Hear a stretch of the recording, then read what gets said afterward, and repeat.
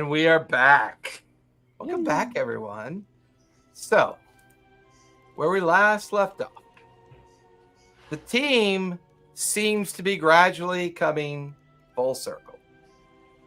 The first part of this journey saw the team in Nicodranus and eventually taking on the responsibilities of finding the last living heir of the Wanderman Assembly. However, we begin to understand this is a ruse, a falsehood. This seems to have been something done to put something in motion. During their journeys within Gnomeworks and the subsequent reining in the power of the Copper Keepers and the Copper Takers, the island of the Gnomeworks has been liberated from these guilds, as well as being handed over to the unified alliance of the Vasselheim contingent that was to help Gnomeworks get back on its feet, freeing up the team to journey ever deeper into the Shattered Islands. Here, however, they took a quick pit stop at the Haven, learned about merfolk, and for the first time began to understand Puck's rough edges and slight curiosity in an entity or something called Dominion, and discovering that Dominion had children, a turtle of ancient age, as well as Erebos. Here we begin to understand that their journey and leaving Dominion had set them on their own particular paths within Exandria. But the team then later on would meet the Voik, help the Voik free themselves from their inter-clan as well as the inter-wars that were subjugating all of the Shattered Islands. More importantly, we begin to understand that these lighthouses, these beacons of energy, possibly being connected directly to the Celestial Gate and maybe even directly to the godlike creatures or gods themselves, depending on your perspective. But a showdown occurred between Earthen and his friends, defending his family from the last known simulacrum of Vassarisk. A attempt by Mason to draw out the team, weaken them, and possibly ambush them and finally be done with the group. However, it was quite well revealed by Mason. The team has become very powerful, very dangerous. And rather than directly engage the team, use this opportunity to understand what they're capable of now and find his way back to where we're not entirely sure.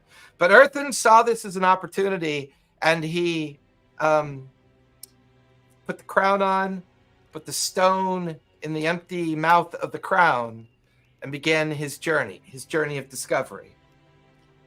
As he raised the army of Scions and was establishing a almost near godlike presence, Earthen finally understood just how dangerous divinity could be, but just as how important its existence and the hope of divinity might mean to others. Both its absence and its misuse coming full circle. After Earthen's return, the Greenblades had decided to escort Earthen's family to Uthador, there to be in the safekeeping of the Dwarven king and the elf queen that rule that place. This team gathered about to discuss their next journey, a glistening kind of object on the horizon of the setting sun, as a group of Griffin riders began to descend into the meadowy fields on the very edge of the forested region that you guys are currently clustered. And here, a elven captain that goes by the name of Errand dismounts from a griffin, bearing the mark of the Kryn dynasty on her chevrons, her cloak with the blue, gold, green of the Griffin Rider organization that defends the queen, as personal bodyguards, as well as Denotzer as a member of the capital barracks, the ones specifically designed for defending the capital city of Rosh Hashanah, the capital of the Kryn dynasty. The sun is beginning to set, the forest background beginning to come alive with the nighttime air. The captain stands nearby. Well, it's taken some time to find the four of you. Although I was given a description of a fifth, a Elendril elf of Fey origin. Is she no longer present or traveling with you? She was traveling the Fey with a few of our other former companions. Oh, Caleb did not mention this when I made contact with him. He did mention that you were in the Sirios, and I was able to locate you. I was wondering, care to go for a flight? The Queen has some questions for you. Just as a sidebar, we were trying to make it so Caleb would think we are dead. Timeline-wise, does that make it seem like he knows we are alive, or is it something from probably beforehand? Give me an insight check on that one. See what this conversation is revealing to you. I will, but does anybody more insightful want to try? Not an insightful kitty, I don't think. Oh, actually, I am. I'm quite an insightful kitty. Give me a moment. I can give you inspiration. Give you guidance. Inspiration, guidance, and Spot can give you the help action, which gives you advantage. Oh, Yep. okay. It is a +1, so I apologize in advance. Okay, you get a D12 from me. You're kidding me. It was a 19 first try. way. Please don't waste any of it on me. Oh my god. So, dirty now 20, I roll on you this. get a D12 from Earthen Oh, And and a a D4 from Zenith. Add all that together and you get oh my god. Okay. up to a 5? So it's 25. Yeah. Yeah. Just for shiggles. Roll with advantage, because technically Spot's giving you the help action. Now I feel I bad don't for have to lose complaining. anything. I'm I've got sorry. a dirty 20 to help you. So. I would laugh if you roll a natural 20. That'd be great. Well, now I rolled a natural 3. So There you go. There you go. Now we're seeing Yeah. some More like the it. That's more usual. like it. Staring at this captain, you get the feeling that she is operating off older information. In fact, you get the feeling that maybe she was given information based on Caleb sharing information with the Bright Queen. And this could have been a lot like weeks ago in comparison. This does not feel like a direct effort of Caleb involving himself. This feels like somebody who was tasked with a very specific goal of locating you. And based on what they've learned, they finally found you. All four of you. Can I extend that insight check to see who might be looking for us? You can give me a history check on the Bright Queen if you want it. Okay. I was hoping my good luck would extend to that. Okay, Oh, it's no. 20. Yeah, well, no, give me a history check. I'll lower the DC because of that insight check. That was pretty darn good. So Okay. Thanks. That's gonna be a 16. 16 is still pretty good. Knowing that the Bright Queen is a drow elf, she is said to be well over 2,000 years old.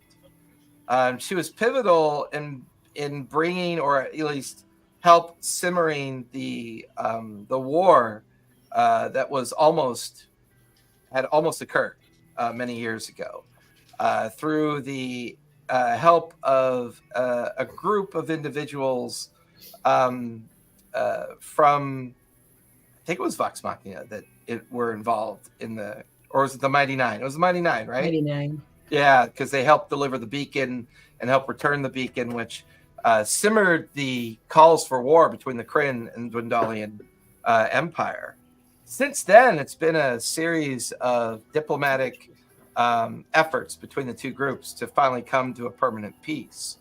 With the eventual absence of the Queen of Dwendal and the rise of the Queen of Dwendal, a universal pact amongst the Wildemont kingdoms have finally brought a more permanent peace. And due to their proximity to the Menagerie Coast, the family that runs the Menagerie Coast was also kind of pulled into this agreement. And for the first time in a long time, for the last decade, Wildemont has enjoyed a great deal of peace and prosperity over most of the unified kingdoms. While they also have a very powerful navy that exposes them to some of the activities of the Lucidian Sea, this could be a request based on some of the strange occurrences with the Shattered Isles, as well as the strange occurrences within the Lucidian Sea. The rifts are still exposed. The great rifts and kind of cataclysmic effect of the aura of magic energy that surrounds the Shattered Isle still continues, still persists. While you guys have mostly been on a journey of trying to understand maybe what Mason was attempting to do through the use of the blood well and whatever he's trying to accomplish after acquiring the remains of Strahd's citadel or Strahd's castle. Other things have still been kind of going on around you while you've been kind of down in this area. But with your return to the Sirios Mountains and to Wildemont proper, it would seem that the Bright Queen has become aware of your presence and seems to simply want to have an audience with you and ask you questions. At least the captain's conversation and the feeling you get from this conversation kind of makes that seem likely. I understand. Okay. I guess I mentally communicate that to everyone. What do you guys think? Should we go with them? We're kind of on a time crunch.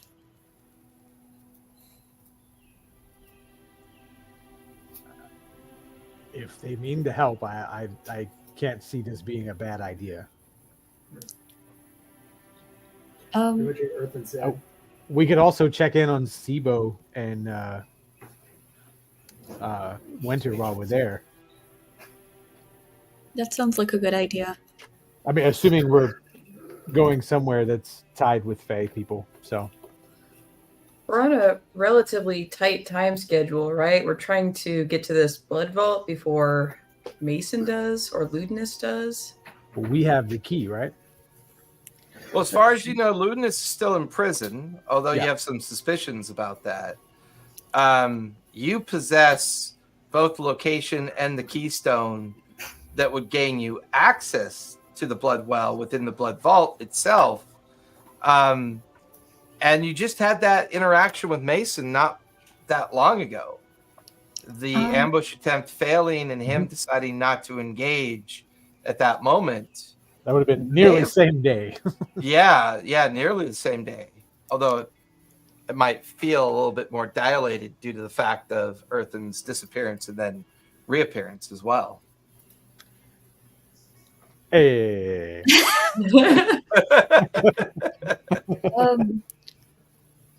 Can we ask them to, because I know time travel is different in the Fae.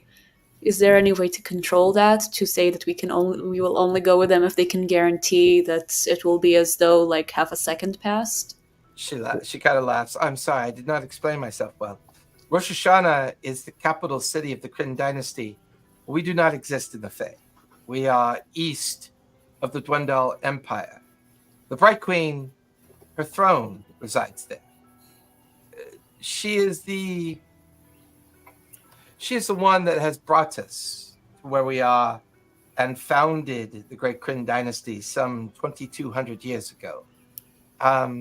We do not travel to the Fae. We travel to the blighted lands of the far east of Wildemont. Are you familiar with a figure named Zebo? I am not. Is she important? Should we seek her out? Mm, If she hasn't reached out to you in regards to us, then it's probably best not to. And try to talk to her, and is that a good time? Because she did know more than she was letting on. And at this point, I'd be curious to know where she was situated. But the question is, are we investigating lore when we should be preventing the end of the world? Well, we can multitask, right? We can hop on these griffins and because we're not flying them, and Xanth is muted. Yes, I said we can hop on the Griffins and shoot her a message while we go. Maybe get a short rest in. Oh, okay. Good thinking. We need it. Get that sneaky short rest in for sure. Well, be on our way. If you don't mind, I will lead along with my scouts. The other griffins will follow accordingly, but please be cautious and be mindful. Please, this way. The captain kind of guides you through some of the other griffin riders, various elven folk, high elves, drow. You could see one of the griffin riders is kind of like a bugbear. Another one's kind of a short little goblin. And they kind of all mount the first of the 4 griffins and kind of begin to lead the other 4 up into the air as you guys get onto your griffins. And you can feel yourselves cycling up and out and over until the forest floor is below you, the pathway north through the forest of the Sirios, and then eventually towards the Floquet is the direction that Earthen's family will be taking with the Greenblades, way off near the grain lands and the frozen tundra of the Uthadern landscape. All of you will be going a more direct northerly route over the Savalier Woods and eventually down into the blighted lands of the Kryn to come into the dark volcanic landscape of Rosh Hashanah, a very kind of permanent semi-dust cloud that hovers over it, allowing the sunlight to not be immediately affected of those dark underdwellers that live within Rosh Hashanah and the nearby blighted landscape. But as you guys take off, it's about a 2 to 3 day journey to get there by griffins.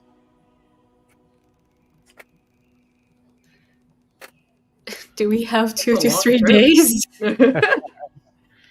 Should we just teleport there? Well, we'd have to plane shift, and that means time's gonna go crazy. Oh, God, I got spoiled. I'm tired of the traveling parts of an adventure. And you can hear her voice over the winds as the griffins are tearing. Our plan is to remain flying as much as we can. We'll take rest on the back of the griffins. We can push them through. Normally, this takes 5 or 6 days, but we promised the Queen to have you there as soon as we can. Unfortunately, we've tried teleportation and other magical effects. They seem to have a negative outcome within the Blighted Lands. We think it has something to do with that. And you watch as the captain points up into the sky to see the backdrop of the sun and, Kathia and Rudius like beginning to do their apogee merge at the same time. So you could tell that the kind of landscape and the astral scape of what you can see from Exandria is beginning to shift and change. A forced apogee does seem to be occurring, per what you learned from Ludinus, for sure. I'll keep ritual casting telepathic bond between us. Okay. That way, the 4 of us can communicate easily, but also without divulging plans.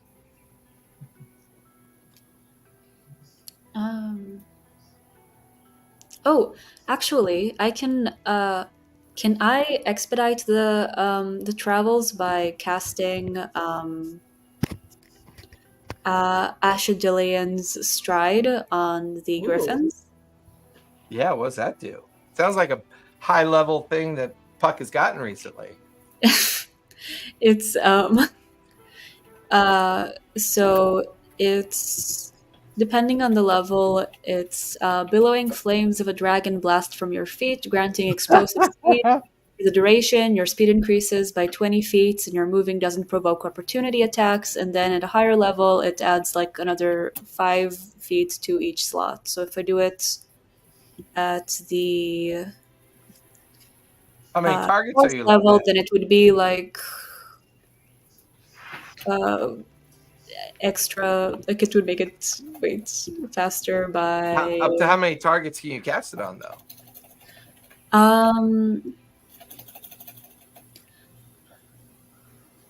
I guess I can cast it on myself, but I guess with Lunch, because he was my familiar, it could also work on him. Yeah, it says self, so it might not work. Yeah, Or- it definitely doesn't feel like a group effort. Like it feels like it definitely speeds you up, but you're not entirely sure it would affect the group as a whole. What if we do true polymorph and turn me into a griffin, and then I do that on myself? You want to be a griffin forever? I mean, for a reasonable amount of time. Will that make it into 1 day instead of 2? Because that's almost 50% faster. That's 40% faster. I mean, I appreciate the math for sure. I am making up math. I'm so sorry. I don't know how much faster that is. I mean, it actually wouldn't make you all that much faster because the other griffins are still hosting their riders. So for you, it would make you a little bit faster because you and your other griffin wouldn't have riders. Once again, sending you guys further ahead. So good ideas, but unfortunately not really effective enough. Fair. theoretically, I could mass polymorph all the griffins into dragons. True. Assuming dragons fly faster than griffins. Is there any intelligence or wisdom contingents on that? On the, you mean on the Polymorph effect? Can they be polymorphed? I can transform up to 10 creatures of each. An unwilling target must succeed a wisdom saving throw. Unwilling shape changer automatically succeeds. They assume the beast form of choice. Can choose a different one for each if I want. New form can be any beast you've seen whose challenge rate is equal to or less than the target or half the target's level. I mean, I would say if you have a conversation, with the captain and express the urgency. I mean, turning into an ancient dragon, now that you know what one looks like. And I meant turning the griffins into dragons. So we're just they would be we're riding unwilling. dragons instead. Right, so. but they would definitely be unwilling to do it. So they'd have If to I talk to fail them, their wisdom saves. oh, if What I if- talk to them, can I make them willing? Can I try to convince them? Or what if Possibly. we turn into dragons and carry the griffins? Wait, yes, that is faster.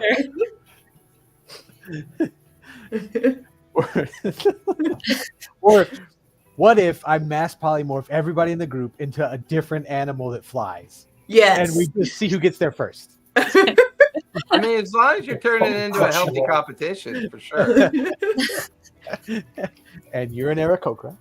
And you're a crow. And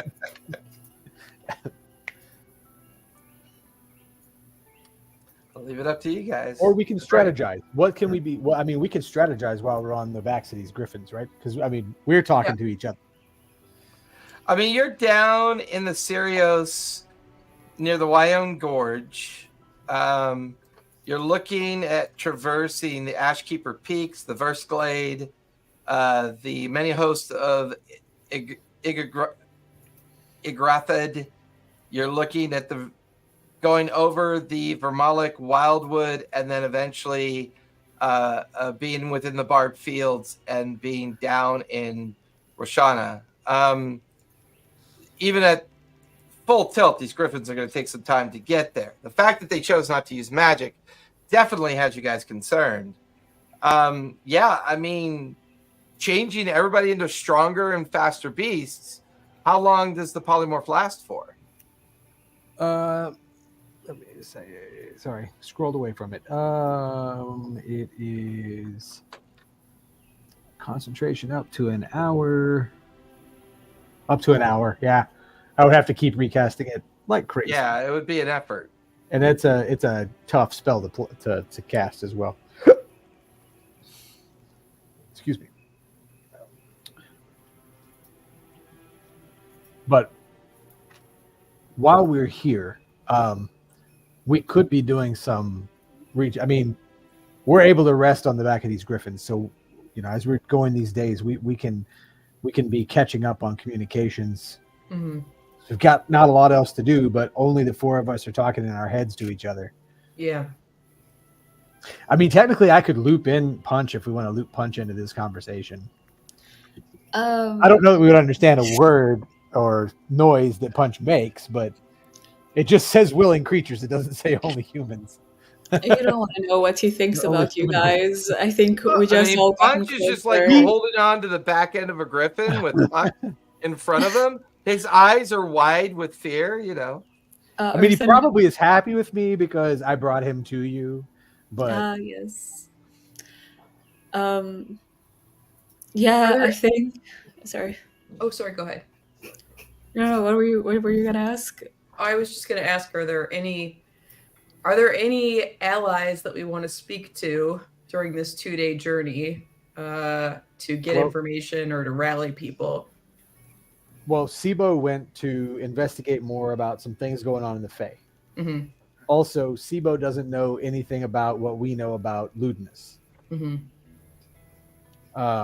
She was an ally to us as long as she was around, even though she wasn't a gnome, she was Fae. And we didn't know that until the last minute. And Dominion said some weird stuff about her, but obviously that doesn't really mean much. He just said that she was hiding stuff and not to trust her, but she was hiding stuff and she was probably trustworthy. I mean, we all hide things. And it was that. Was it Dominion or was it the hag inside the giant monster that was eating us that said you can't trust Sibo? Talk about the magical Fae creature, the Fae The hag. Yeah, the Fae hag. Yeah. The Fae hag. Someone was like, you absolutely cannot trust Sibo. I think it was the Fae hag, but then they might have lied to us. But well, I still have her tier if we want to talk to her while we're riding those griffins. I don't know how the logistics of it would work, but Fae seem to have their ways to make things work. And I think it would be nice for all of us to have a chance to ask her some questions, because she was an unusual figure information-wise. I mean, I don't think she liked Spot, though, right? She did not. She did not like me. Not a fan. That's what happens when two chaotic individuals meet. Mm-hmm. I've not known hags to be particularly, what's the word, trustworthy? I mean, trustworthy or not, even though she did not like Spot, she gave Spot the coin that saved their lives. I mean, she did do that. Mm-hmm. Mm-hmm. Yeah. And she told us about that person she was working with who was going to the Shadowfell to reach out to a loved one that was lost. We didn't really find out what was that about, but it seemed But that's the same lady that was trying to perform the scry on us, who is probably dead now, or if not dead, a vampire. Yeah.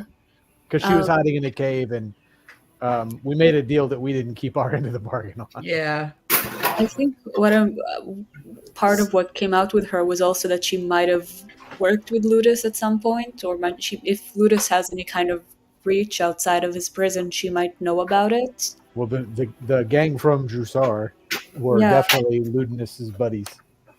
So maybe the Fae Hag can, if we ask the right questions, tell us how exactly Ludinus has been communicating with the outside world. It's still we need to tell someone about that. I don't think we've told anyone about that yet. Outside of, hey, someone go tell this to Caleb. I told the guard, I was like, hey, go tell Caleb that he's casting I spells. don't trust Caleb. Caleb can go kick rocks. Hey, Caleb does not have his house in order.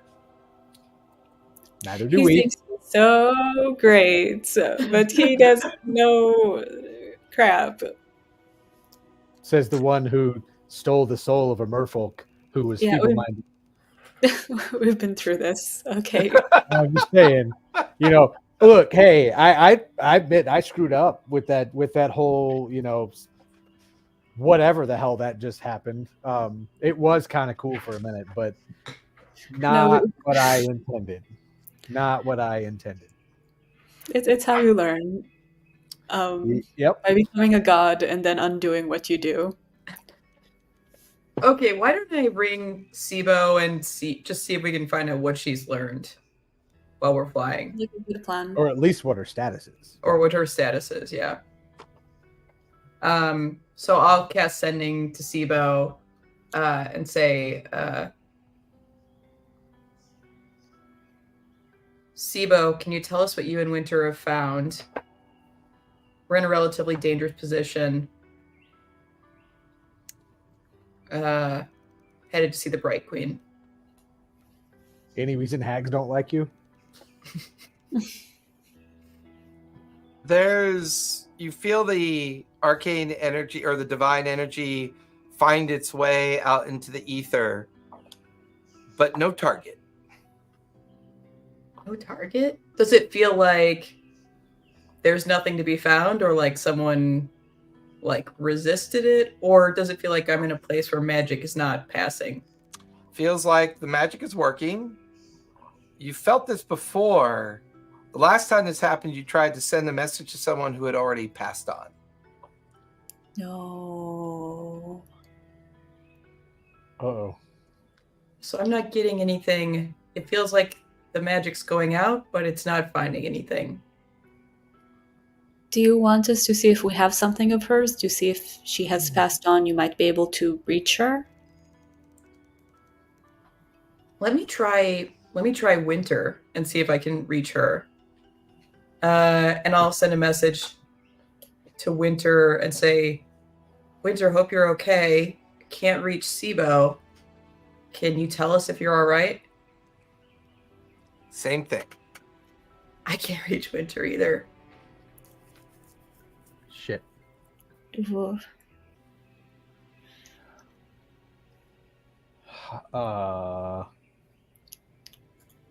We do still have some stuff of hers. I don't know I could exactly. try and scry, yeah.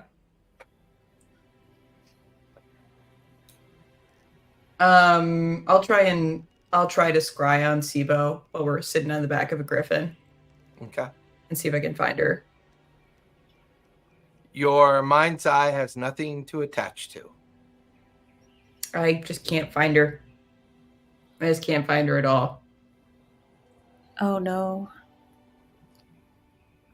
Can I try casting sending to Puck and just see if she gets anything? Just like, hey, Puck, can you hear me? In stereo. Yeah. The You got the magic is telepathic bond working. and sending. And it's like, Oh, you definitely get the feeling the magic is working. Okay. Typically with send and as well as scry, if the person's passed on and no longer alive, that's typically the result of the spell. So the spell's kicked off. You felt the spells work, but they don't have anyone to communicate with. There's no one to scry on that matches the object or the description. They don't physically exist. how many times can you do that? I I'll can be do it a right few back. more times, but not a ton. Okay. Because we know Peroni also went with them, right? Yeah, I think It that's was two right. of them and Peroni, Yeah, and then some other people. it just seems weird. It seems I didn't think Sibo. She seems like a person who knows how to keep herself safe. She survived that volcano Yeah, that basically all but killed us. yeah. That basically no one else survived. Yep.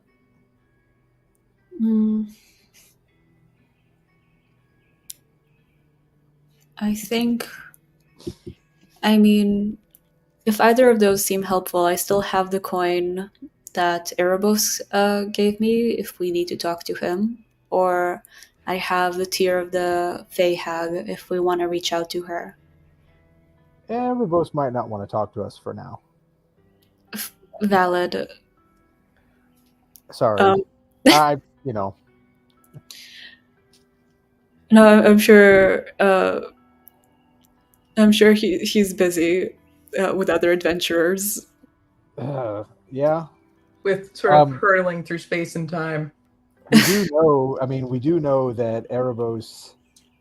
We do know how Erebos was captured now, though, and we do know that Ludinus had his hand in that. Yeah. And we know that Mason was the catalyst to start that whole thing off. Outside of a long, long time ago, we don't know when. We don't know when that was. Mm-hmm. Because I saw that. I kind of re-experienced all that, but I couldn't tell you when it was. Other than it was long, long ago. Ludinus looked much younger than we saw him in the prison.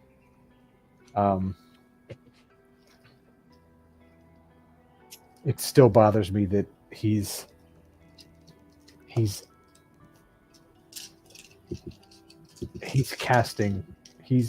practicing magic in that prison cell. I couldn't get anything out in there. I mean, he must just be crazy powerful. Well, he's really, really, really old. Yeah. Really old. Artificially old. Let's celebrate the fact that he's really, really old. But like in a wow, we insulted him so much. He is shite. We drenched him in tiger pee. And he was gross. Okay. Do we think it's possible that what is in this blood vault is like his phylactery? No. It was that necklace. Well, the vision we saw was the necklace got dropped in the blood vault. It was like Strahd's necklace. A talisman of blood? Yeah. Okay. It was an artifact of Dominion, we were told also. Okay. Like it was the talisman, but it was an artifact of Dominion.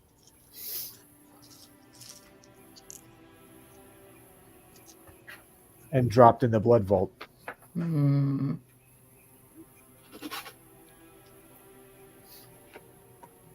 And we destroyed the evil painting that killed Spot.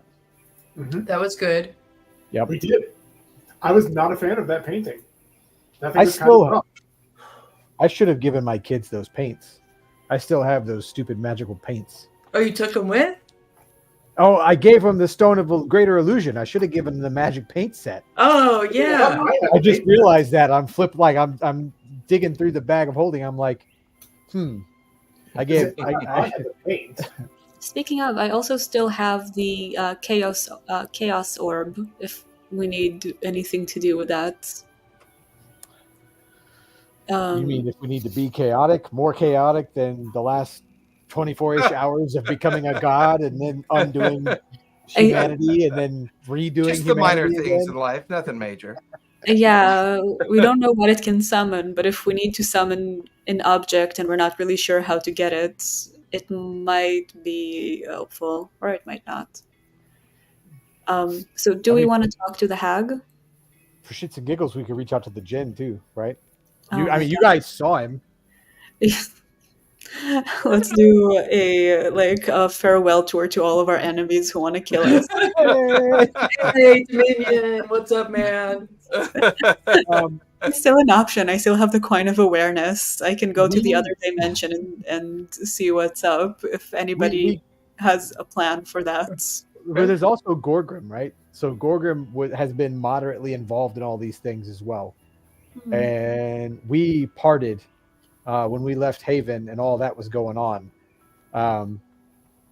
He went with the rest of the merfolk. I mean, he rode with us on the whales, right, to get into the Isles at that point. Which then we got into the magic trap of the magic mansion mimic, but Gorgrim was not in there. He was the one that was dealing with someone who claimed to be Mannheim before. He's also the odd one out of all the merfolk because he was the wereshark guy. Mm-hmm.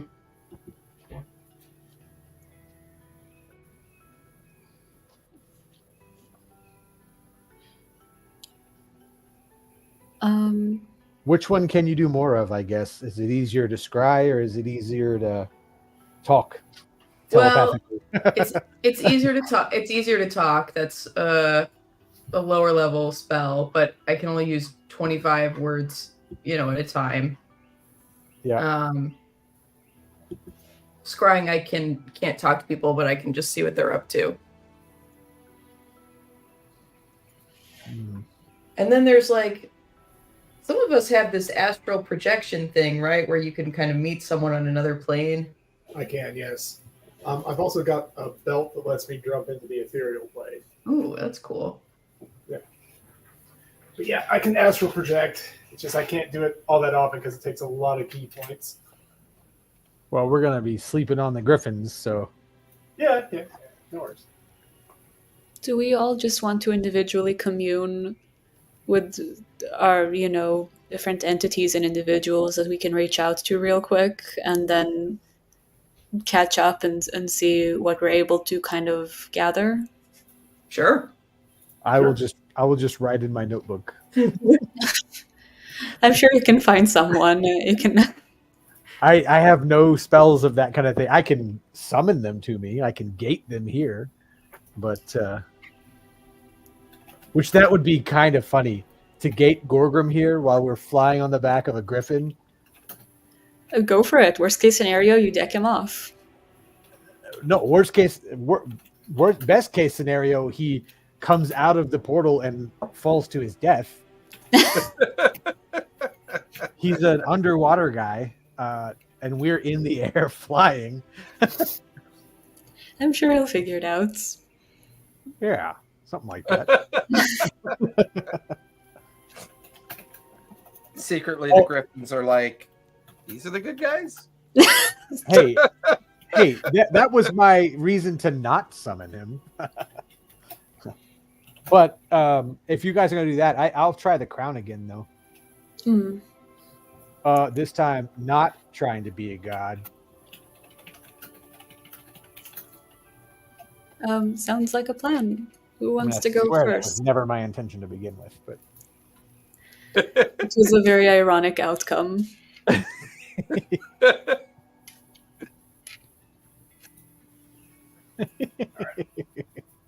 I feel like if Xanath goes first, the rest of us might be able to have more questions to ask, with that information. True, yeah, that sounds Yeah, like that's good.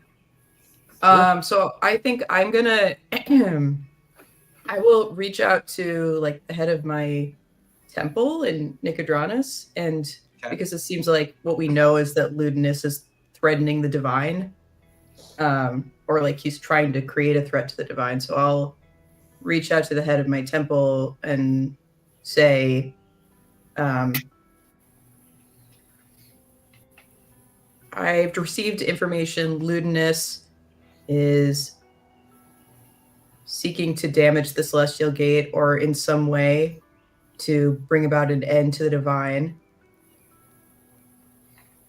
Are you aware? Can you tell me any information?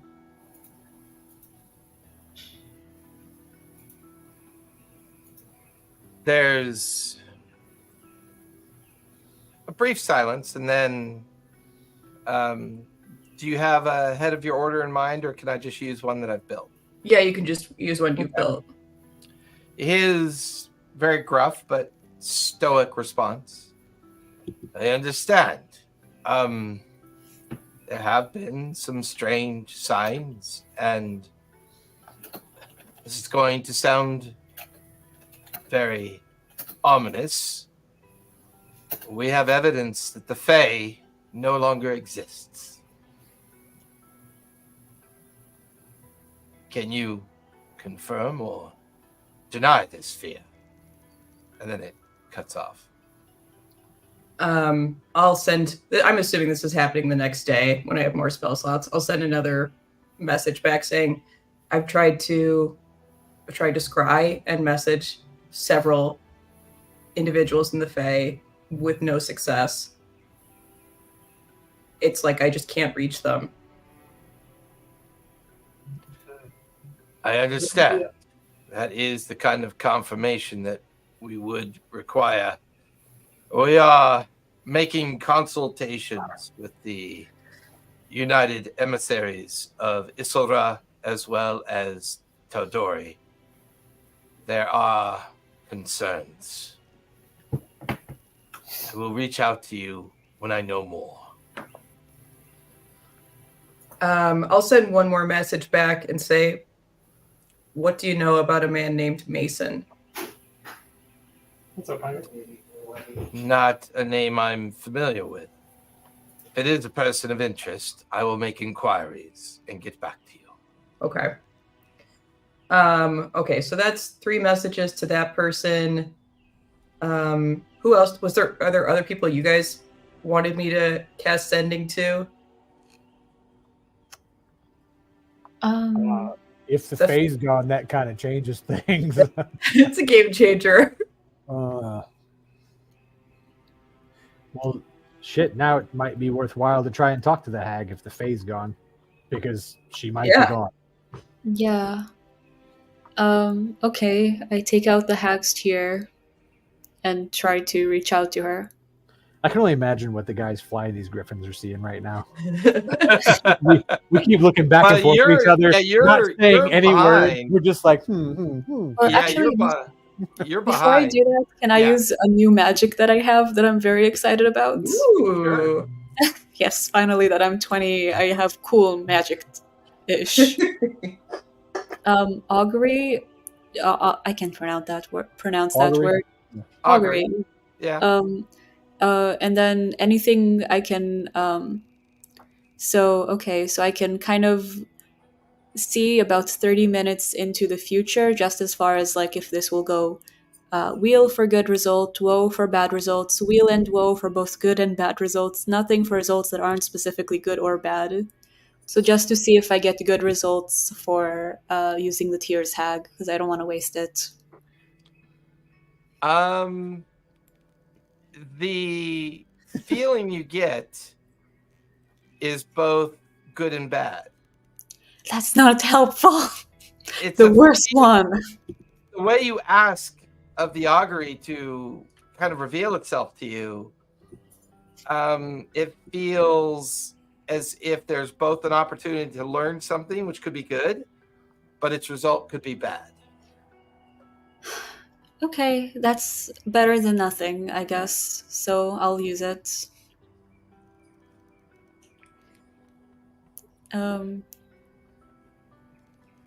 Hi, Hag. It's me. are you supposed to eat it? How do you use it? She didn't really say. Just gently speaking. I think to you gotta eat it, you know. Oh, that's fun. You have to eat it.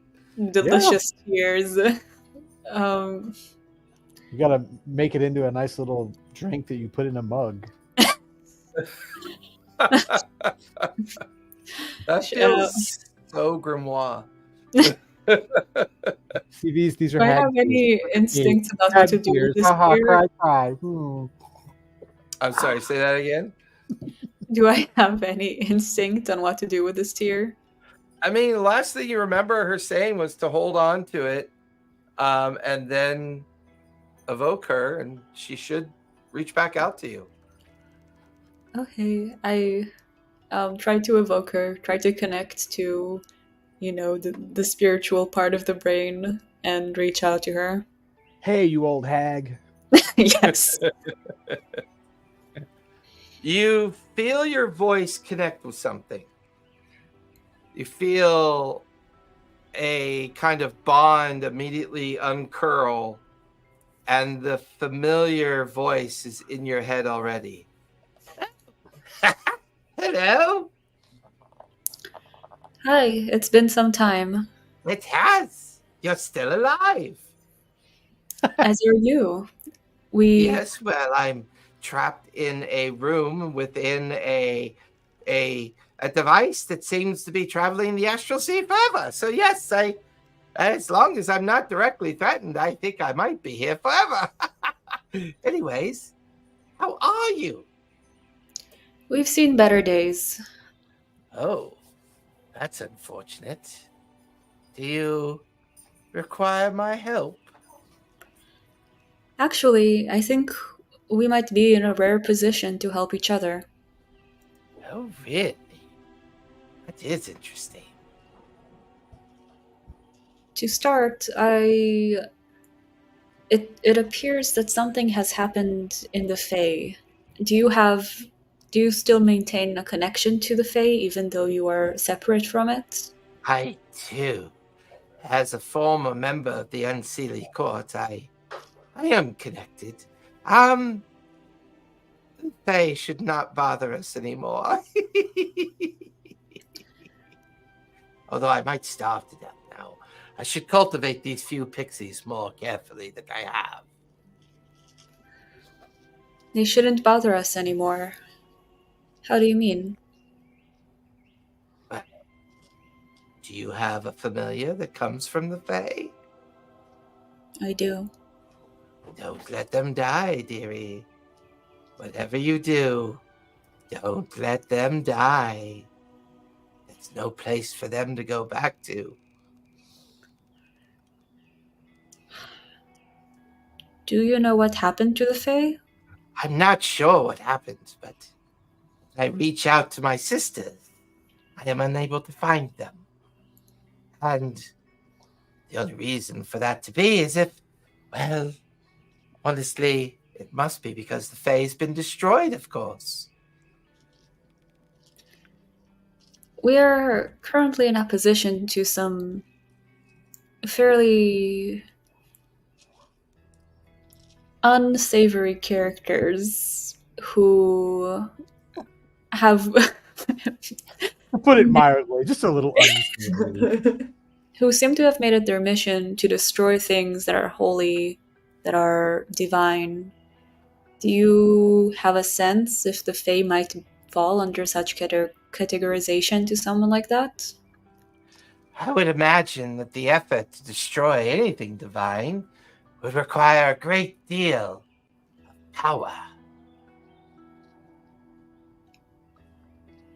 Perhaps the Fae is being consumed or has been consumed in an effort to wield such great power. Has somebody in the Fae been trying to wield a similar power? Not that I know of, dearie. Not that I know. Where are you currently in space? Are you still in the same location we've seen you last time? Yes, I'm still in that room, eating what few pixies I have left.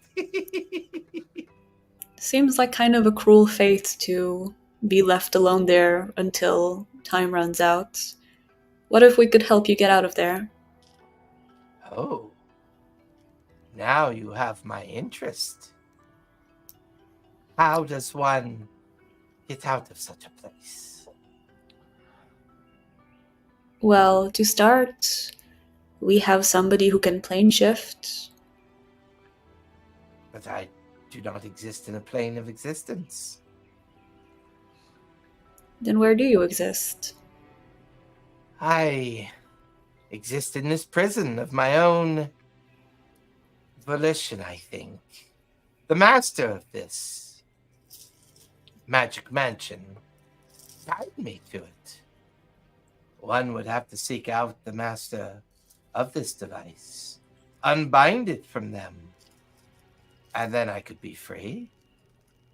And is the master the fine lady we've met when we saw you? Oh no, she's but one of many caretakers of the device. Then is the master a certain ancient wizard whose influence has extended beyond his own perceived prison? You speak in strange tones, little one. Ask your question directly. I am concerned that when asking directly, I will stretch your patience beyond its charity and into the space of negotiation and bargaining. I would rather save that to reach, or at the very least, I would like to know for a fact how many questions I can ask you directly before I do so. You possess the tear that I gave you. As soon as this is broken, the tear becomes useless, of course. If you're going to ask me something of importance, I suggest you be specific. And be quick about it. Is lewdness the master in question? I do not know who that person is. That is not the master in question. Who is the master in question? I do not know her name. It was never revealed to me. All I know, I was trapped here some 2,000 years ago. I do minor allusion to the person we saw who we revived and left in the vault, who claims to be the original Wanderman. Is it her? Yeah, I'm in your mind, not your optics. Okay. Listen, I'm visualizing her. I mean, give me a performance check and describe what she looked like. Why do I always get stuck with those?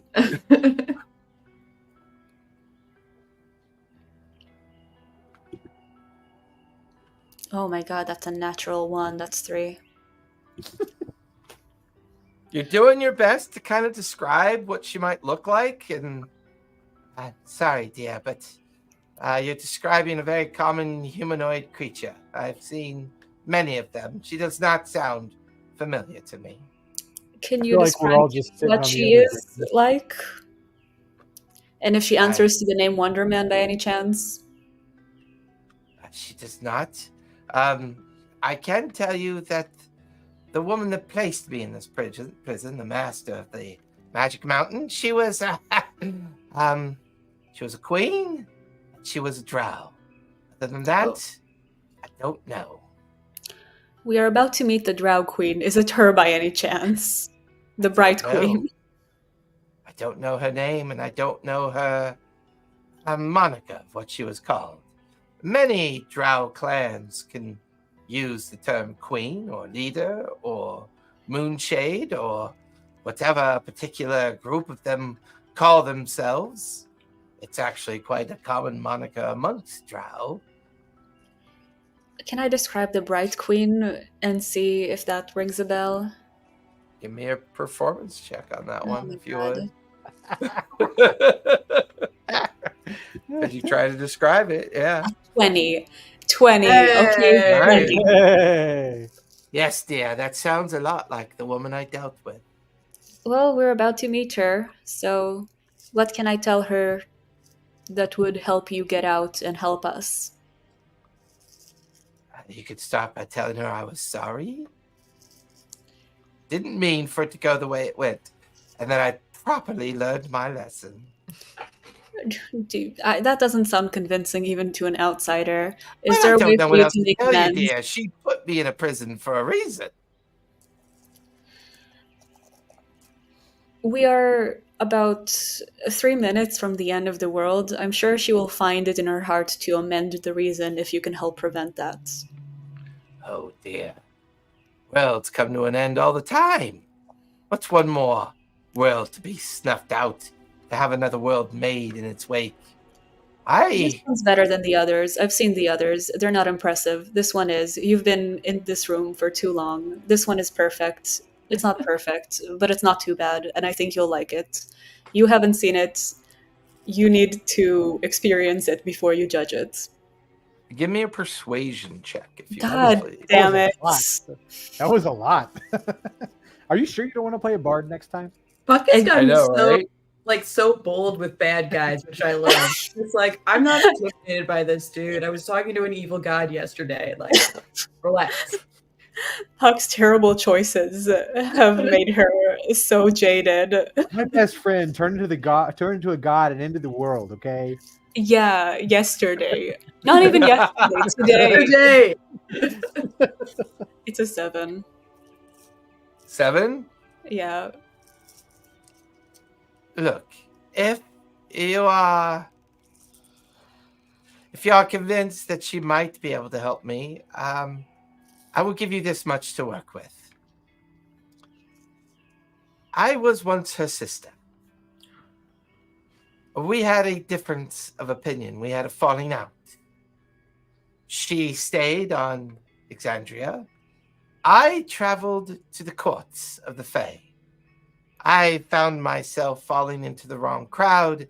There was a bit of a conflict and a difference of opinion over, well, who or shouldn't lead our people. The details aren't important. She'll know who I am if you just let her know that her sister has learned her lesson and would love a final opportunity to air her grievances. She's absolutely going to sing Poor Unfortunate Souls in a minute, okay? Anyways, good luck, dear. You feel the shock. No, I didn't ask my questions. Wait, lady, wait. Feel the tear go ice cold and then slowly crack into little pieces of glass shard as it's fully consumed. Damn it, that's what I guess for trying to play poker. Some news, you guys. First and foremost. Oh, yeah, I communicate that telepathically. We don't know those people. Tell them about this interaction. I omit the parts where I wasted time talking about nothing. And I tell them that we might be able to get her assistance if we can convince the Bright Queen to release her from her prison. And that I think she could be very helpful to us. If nothing else, she had a token to save Spot, which indicates that she is somewhat familiar with Strahd's castle and everything that kind of goes down there. It's an ally that could help us in some way if we can get her. You make very strange allies. Listen, I've fallen with bad people, but I promise I'm a good person. Oh, I didn't judge you. I just said your allies are interesting. You ended the world in this morning. I undid it. Okay.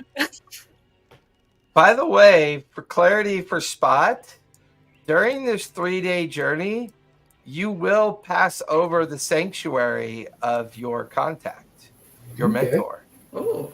Ooh, yay! All right, cool. All right, guys, I might need to make a little bit of a sidetrack here. Maybe I'm gonna reach out in a minute here. But I kind of see Spot just randomly jumping off the griffin. Yeah, while just we're like flying stepping by. up. I'll be We're right just back. like, whoops, and we're like, what the hell? He didn't say it. He just jumps off, and we turn around and like, where'd Spot go? The way Acme Spot could do laugh. this faster by running there. Spot probably could, you know? Or at least till he runs out of key.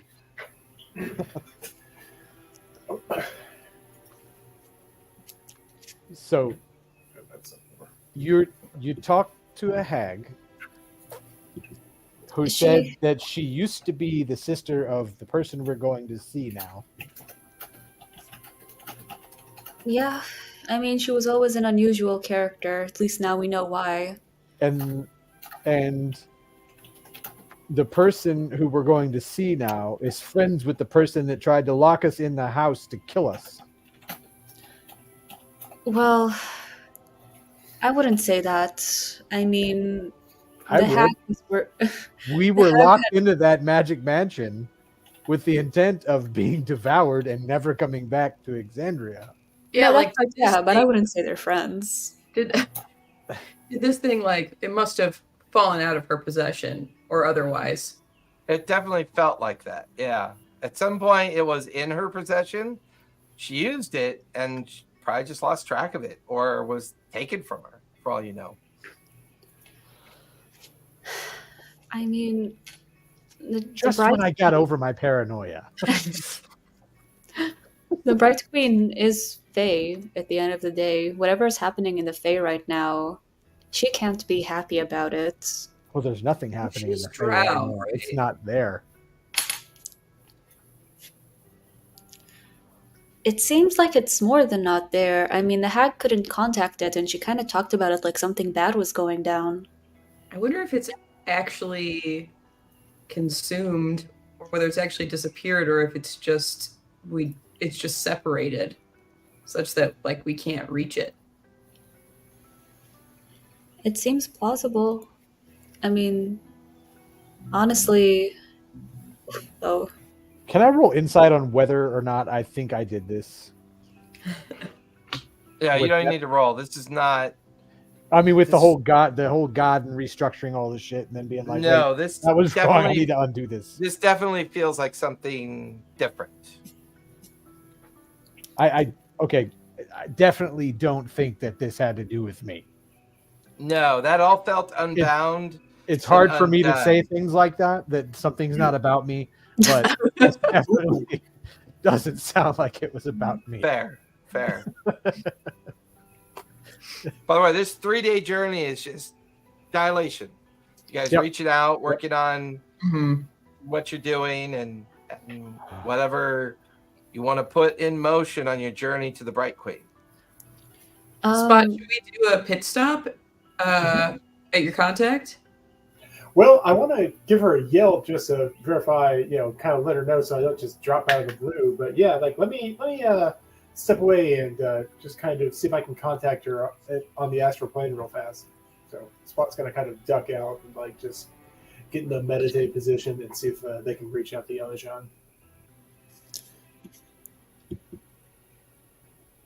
You guys watch as Spot descends into a weird kind of catatonic state. With your journey well underway, as you are now crossing over Zadash in the Mara Valley with the eventual crossing over the Ashkeeper Peaks and the remains of the journey over the lands of the Kryn. Down below, deep in like the shade of a mountain temple, you sense a connection with your mentor. And you astral project yourself to where you believe her to be. As your form comes into existence, you are on an impossibly tall mountain. You cannot feel, but you could see the ice flurries and the snow flurries of the frosted peak. You could see the great temple built into the side of the cliff face, the great stairwell that rises up to kind of almost look out and upon this massive valley that spills out down below you. There's both a feeling of familiarity and isolation at the same time. This feels like the right place.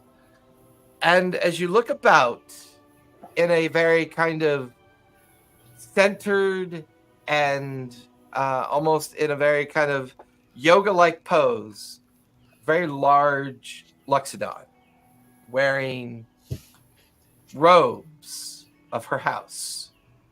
Without even turning to look back at your astral projection, you hear a heavy sigh and a breath of air as you hear the Luxodon's voice.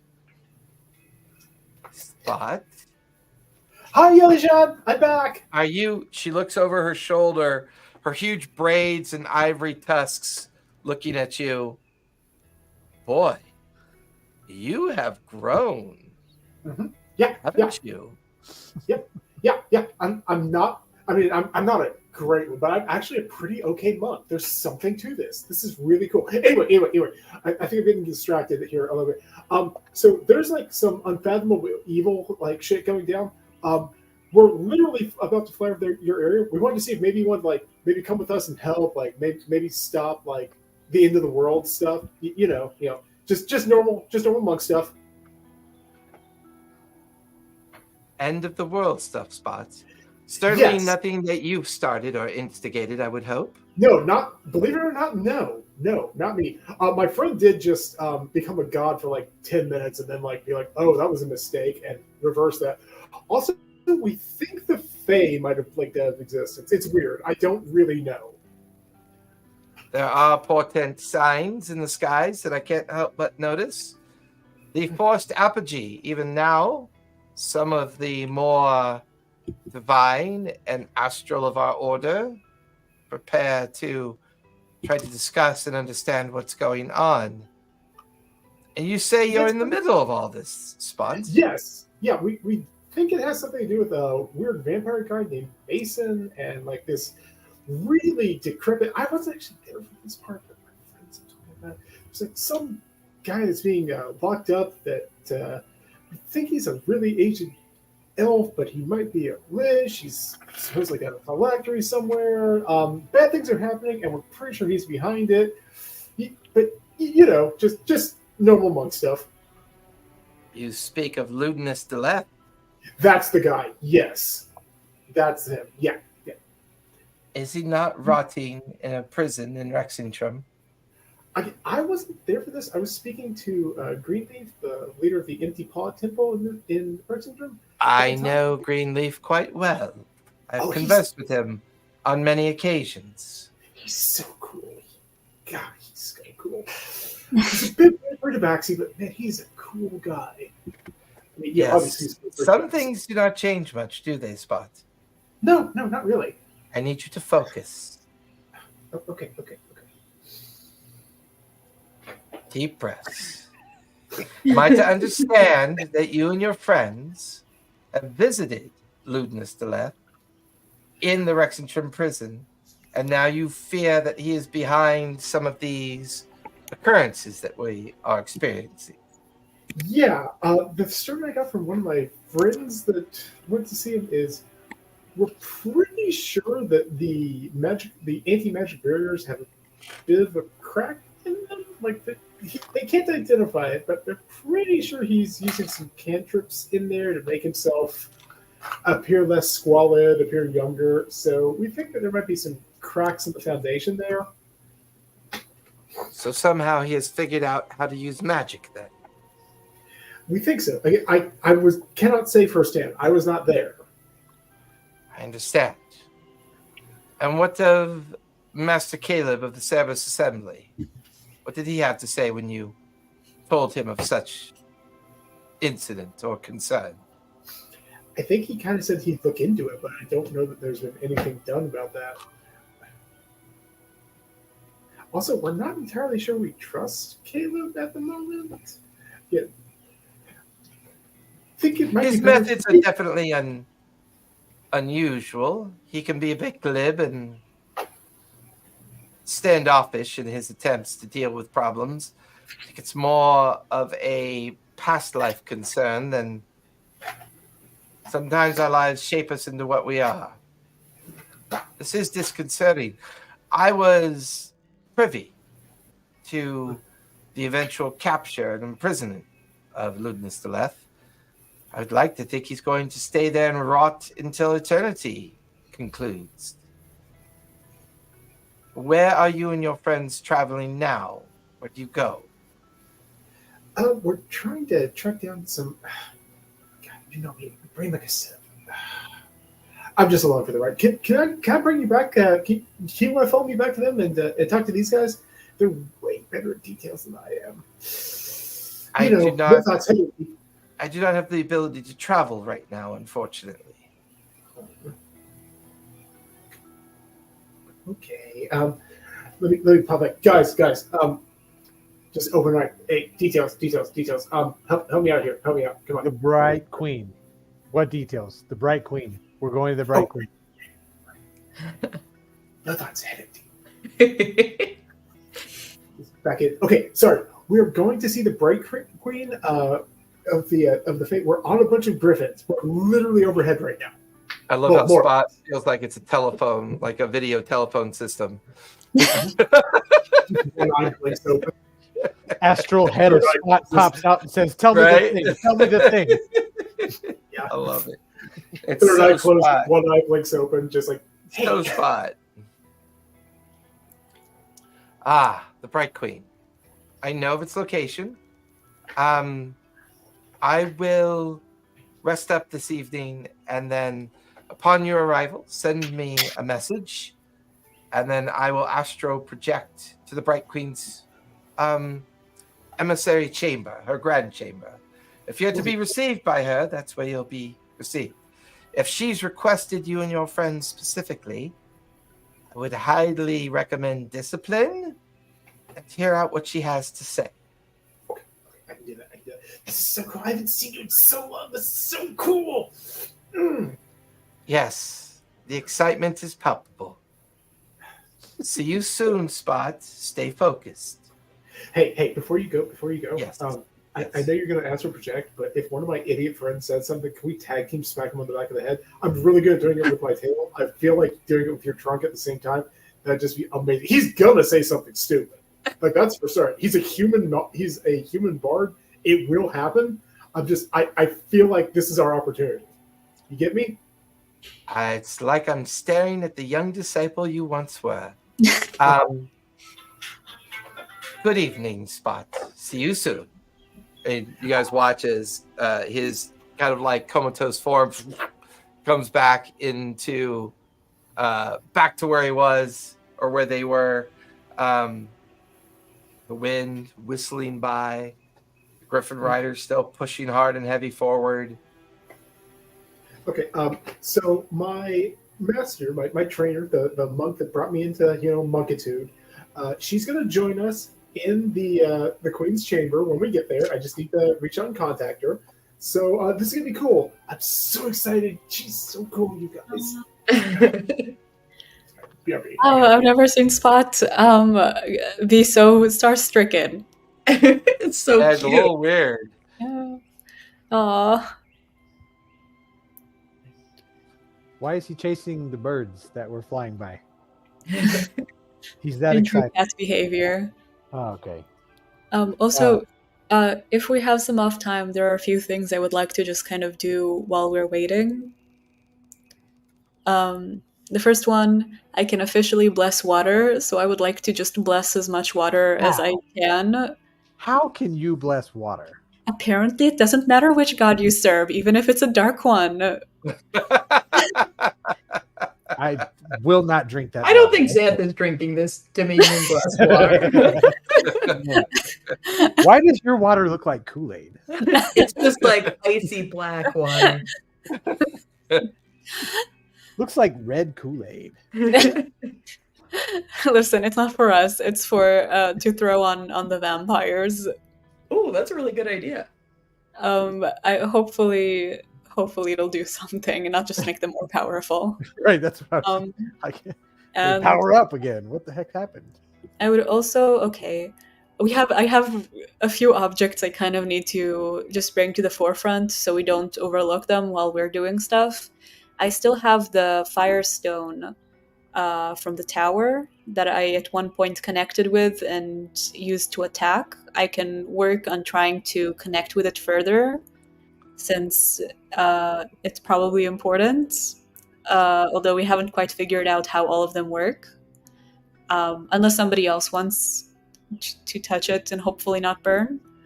I also have the Chaos Orb of Chaos. I would like to just start experimenting with it before we really need it, in case it could end up helping us at some point. And then, like a personal reminder, I need to summon Lunch to make sure that he's okay, because the hag implied that he might not be. So that would be the first thing to do: summon Lunch, tinker with the orb with the prompt of something we need that we don't know we need yet, and see if it brings something.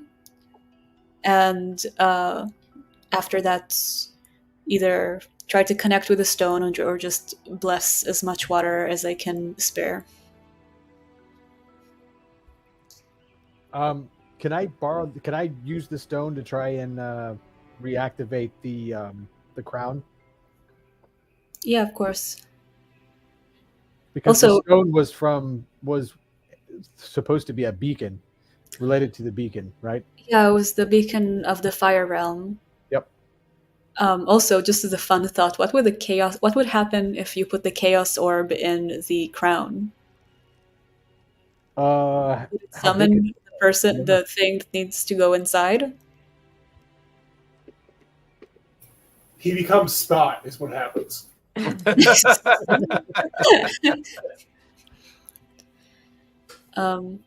So yeah, if anybody has any thoughts about what we should be doing with them, otherwise, while we have off time, that will be what Puck does. I mean, if the Firestone doesn't work, I'm all about trying the Chaos Orb. Well, I don't know if I'm all about it, but I'm willing to give it a shot. The Chaos Orb only works once a day, so I can either tinker with it now, or we can save it for something bigger. I think we've got like 2 more days to travel, right? So That's true. Okay, so for the first day, I would just like to give it the prompt, something that we need that we don't know that we need quite yet. toothpaste. What is this? An iPhone case. Okay. What is an iPhone? A strange kind of bit of a unusual plant arrives in your hand. It's got a strange flower to it, a bit of bracken and thorn on the stem, has kind of like an oily secretion of sap coming from it. It looks like a very, very specific sample of a plant that has been revealed. Can I use my nature check on it? Yeah. Give me a nature check. Have plus 11. I've stacked all of my stuff on this, Ooh. and I never use it. 22. 22. All right, Taylor. Yeah, right? This plant is from the Fae. Oh. It is a bracken star. And the reason why you recognize it is you can remember Winter talking about it. This definitely confirms your belief. The Fae still exists, but it might be severely threatened. Can I kind of use my nature check also to see why this, of all Fae plants, was given to us, or my arcane knowledge? You can give me arcane on it. Arcana. Wow, I'm rolling like shit. This is a 4 plus 5. This is 9. 9. There's something unique about the plant. Probably what's more important is the fact that it's linked to a memory of winter.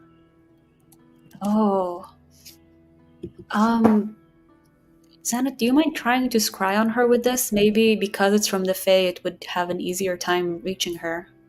Yeah, I can try again. I don't know if I'll be able to get her, but I can, hold on to the flower and think about Winter and try and scry on her.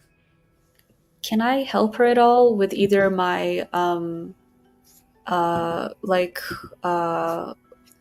feral awareness or with any kind of connection I have to the beacon stone?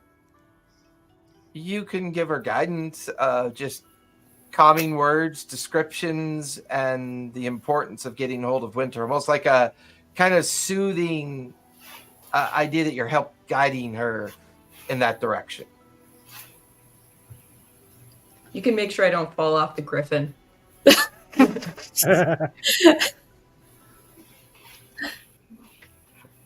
And it's weird because all four of you are near each other, almost wingtip to wingtip. The other four Griffin riders flanking up ahead and kind of pressing forward ever deeper, crossing over the Morrow and now getting closer to the Ashkeeper Peaks.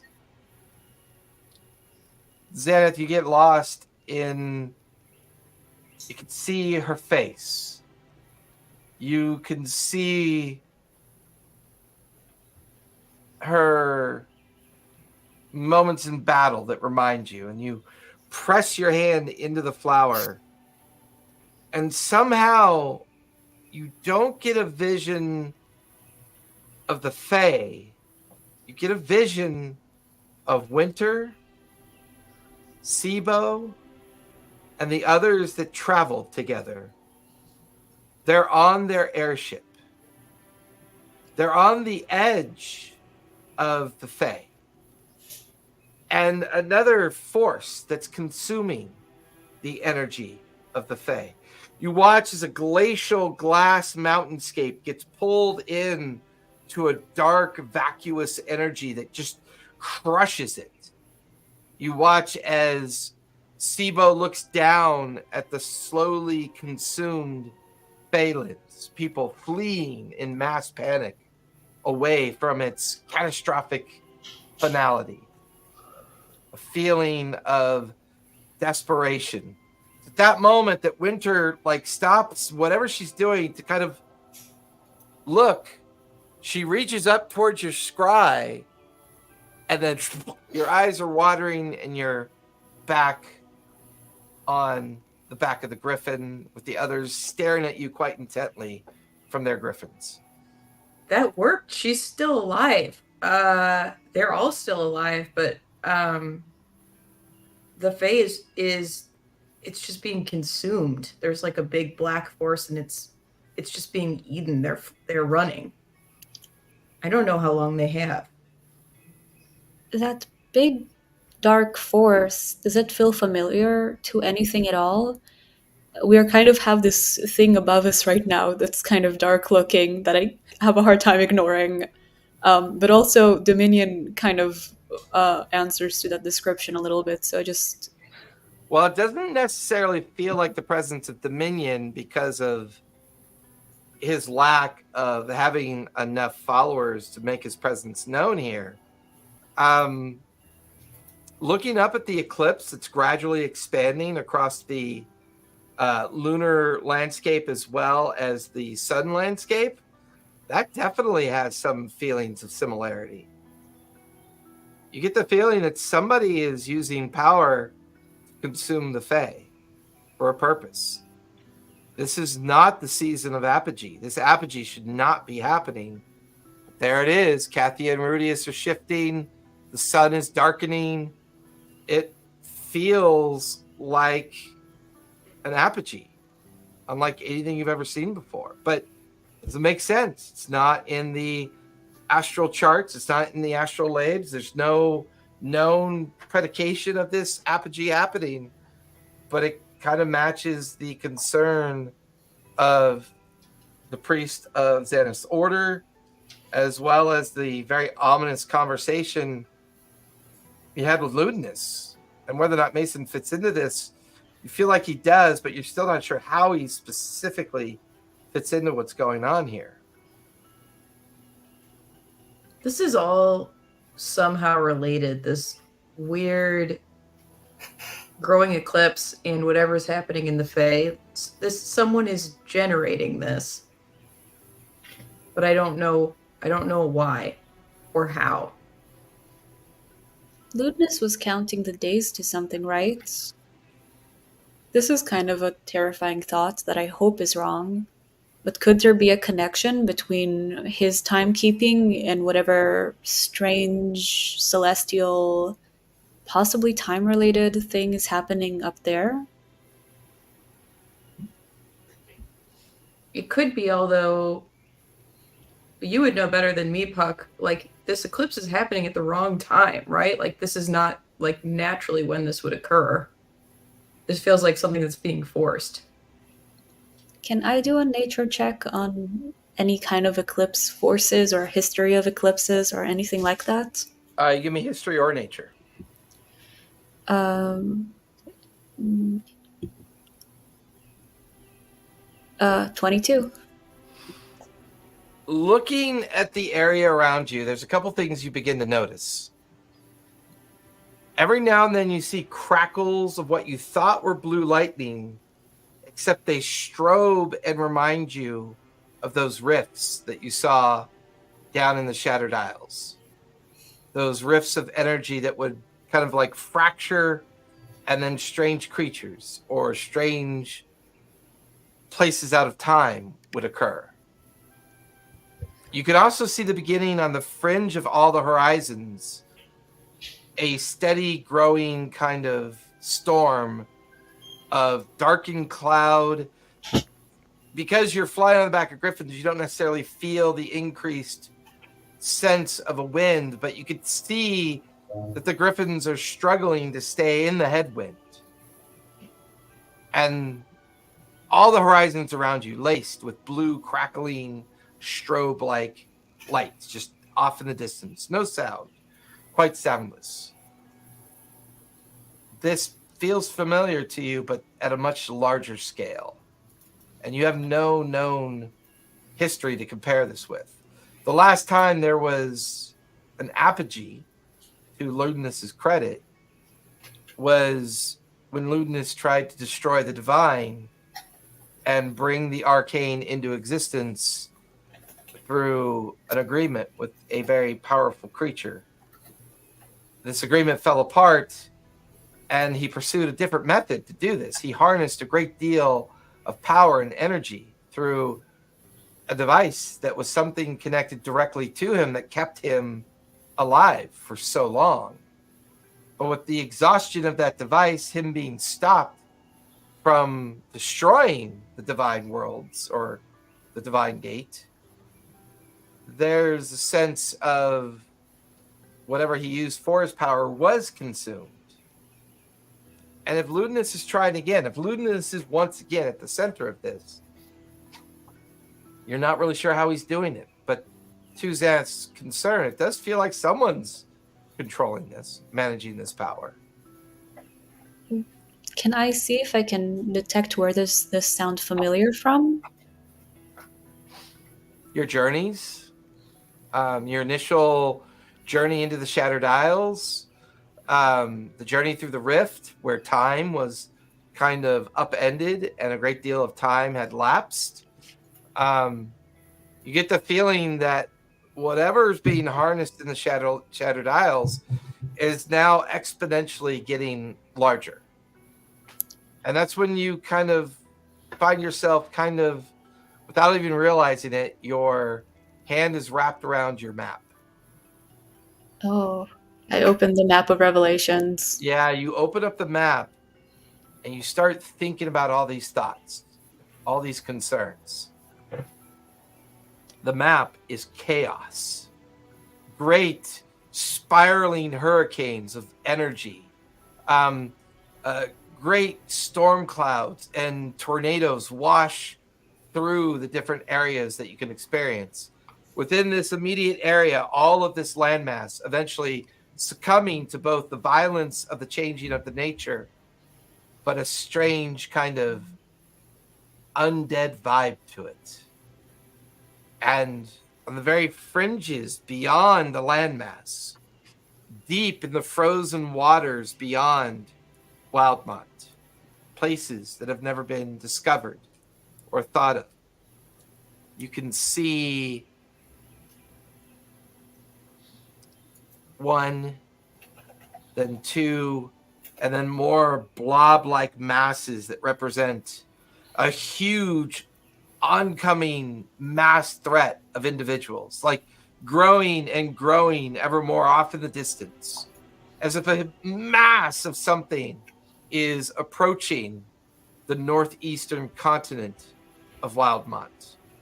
The only thing out there is frozen sea, frozen tundra, the vast empty waters of the space between the far reaches of this side of Wildmont and the narrow reaches of the other side of Lissera. There shouldn't be anything out there as far as you know.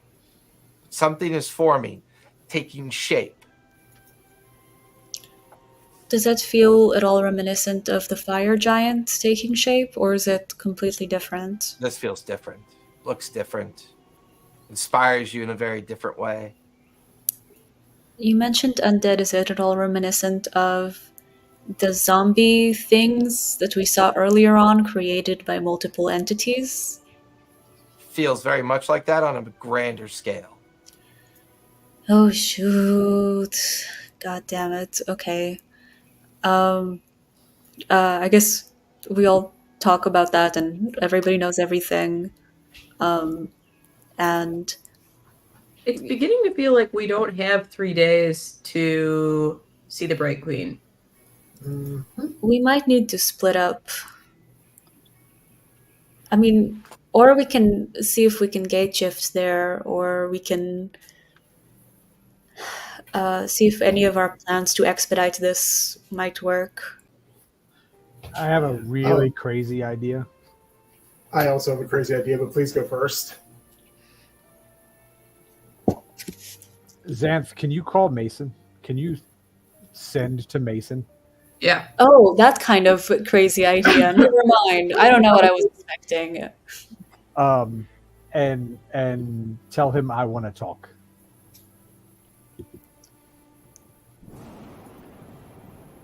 You want me to go ahead and... I want to talk to Mason about. I saw some of Mason's history, in my journey. I saw some of Mason's history, and how he was being used. He's a pawn in Ludinus' game. And what better way to take down a big, big bad than by turning a pawn? He's a very powerful pawn. I use the word pawn because to Ludinus, that is what he is. I mean, But if we could, sorry. or if we could turn him somehow, or at least perhaps learn more from him. That's my crazy idea. What was your spot? I'd need to take a rest before I could attempt this, but I was going to see if I could basically punch us all into the astral plane and see if we could astral project in front of the queen and meet with her like in 2 hours. Also weird. The two opposite approaches. I don't know about punching myself out of my body. Like right now, I just I don't have enough reserves of key to do that even for myself. But with some rest, I think I could give it a shot. Yeah, I mean, this is happening over 3 days, so we could say it happens on the second day. Yeah, it's a three-day time dilation. I would say at this point you've wrapped up day one and you've begun day two at this point. Should we talk to the Bright Queen and then talk to Mason, or vice versa? Probably a better idea to start with the Bright Queen. Also, okay, let me know if this is like a typical not great puck idea on that end, but I can Since are we above a forest or above a mountain? You're currently above a mountain range. You're starting your trajectory over the Ashkeeper Peaks. Does that count as a favored terrain? Because it is my favorite terrain. It's just. Sure. Can I do primeval awareness to detect undead specifically towards that blob thing? And then hopefully by holding the bead of awareness that's supposed to be psychic shielding, I can not, get dead by this, but I just want to see if I can detect. Yeah, not put the brain in the blender. I just want to see if I can get just like a tad more information about what that thing is. As you settle into that, with your map out, you pulse your awareness out beyond your normal abilities. You know that normally this would be a physical limitation, but being so high up in the sky, coming over the great peaks, the storm unfolding around you as you're now kind of forced into the horizon landscape of the encroachment of the storm. The strobe of lightning and energy off in the distance.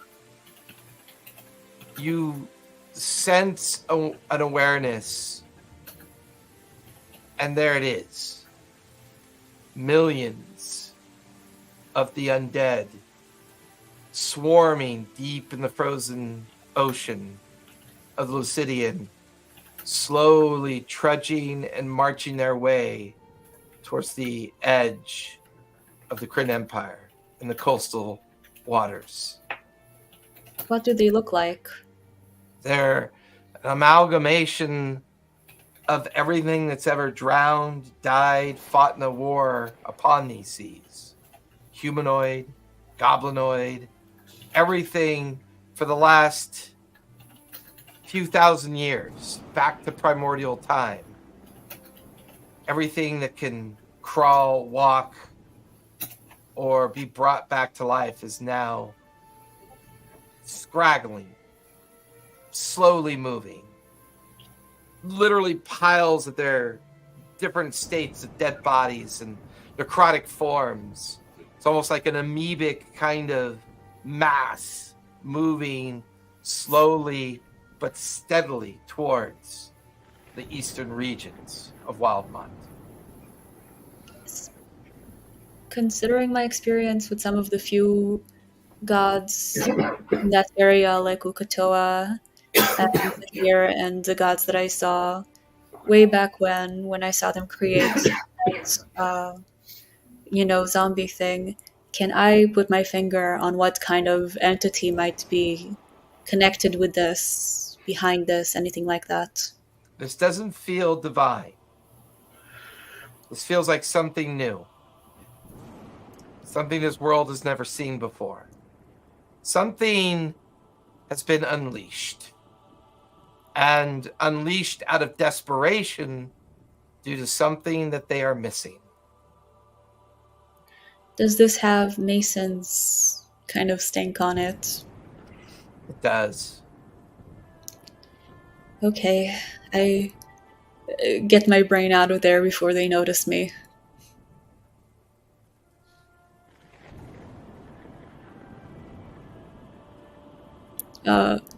Hey guys, you know how we were having a bad day?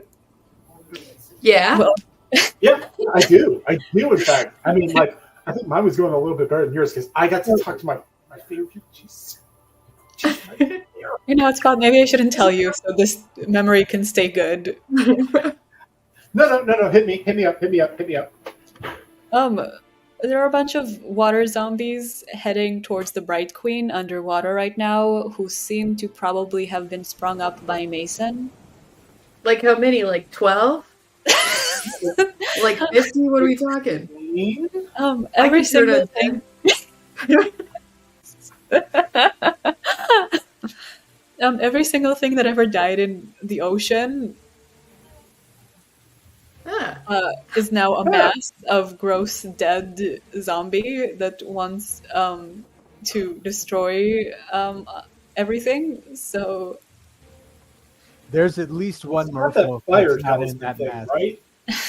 Like, I'm just saying, like, I feel like that's a really good use for the fire talisman thing we have, because that's a lot of like putrid, plutonic ethers, which are very, very, infireable. oh, That seems like a good case for it. Just saying. I mean, honestly, that's a really good spot solution for this. Like Aren't they're they- undead, but they're still flesh, which means they can burn. But aren't they also really, really wet? This is a debate for another time. This is what we debate the most, though. It's a completely They're all unrelated gassing, things. yeah.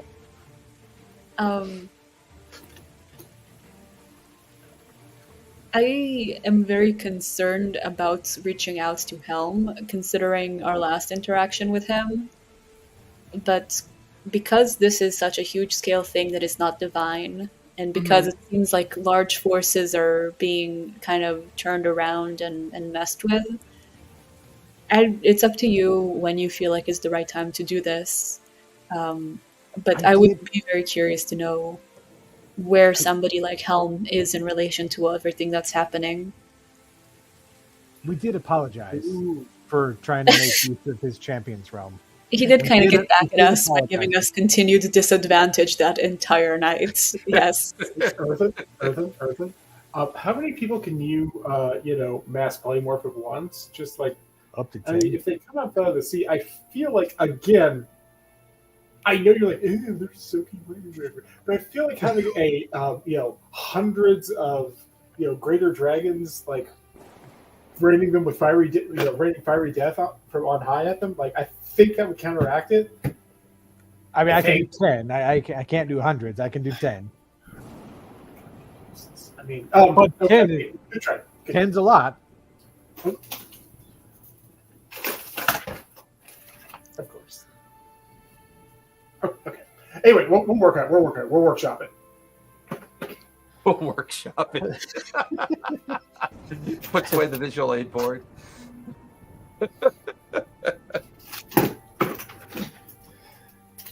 Oh, and can I just check on my Drake to make sure that he can come back from the coin form? Do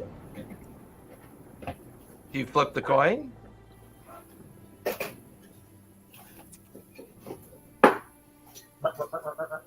Catch the coin, nothing happens. Oh, Okay, we'll solve this. We've seen worse. I think we'll solve this. We can do this. Earthen, can you inspire us? I think we're a little low on inspiration. I just start strumming the most inspirational of tunes. You got Dark this. days We got are this. coming. We're going to do it. Dark We're the days. best. Right.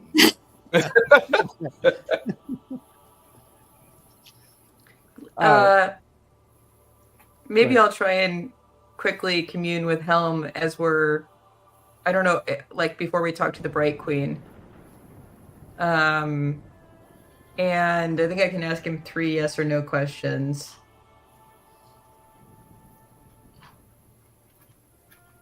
Are you still mad? Are you still mad at me? Would you love me if I was a worm?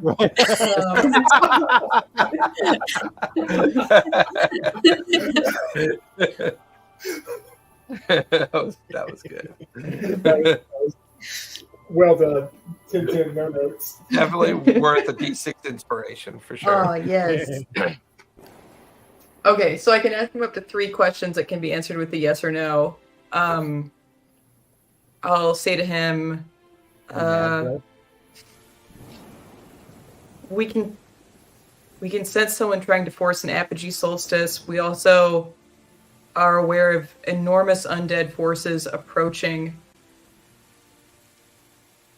And the Bright Queen seeks an audience with us. Can she be trusted?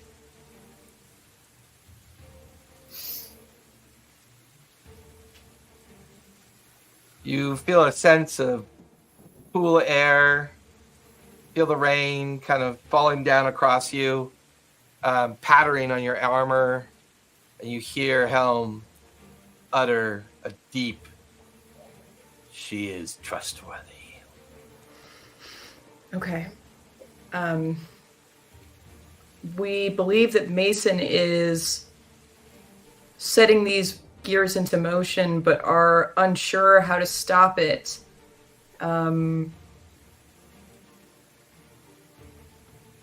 Is the blood vault a component of this plan? It is the means of control of his desperate act. This creature, this hateful creature, has opened the gates.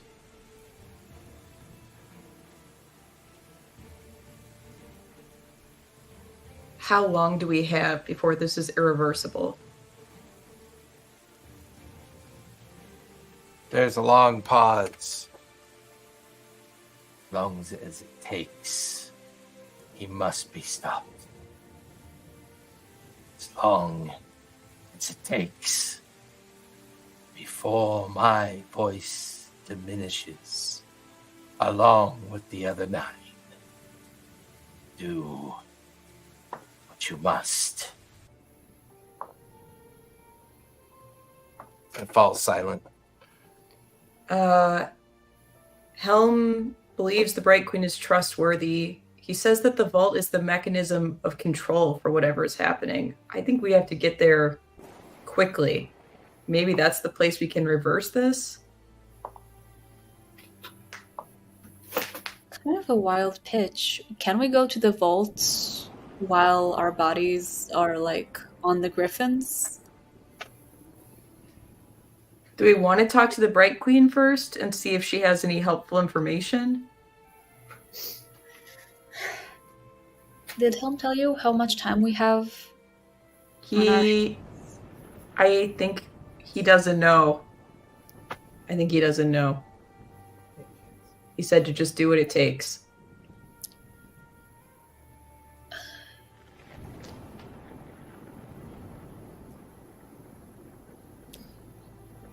I don't know. Spot, Earthen?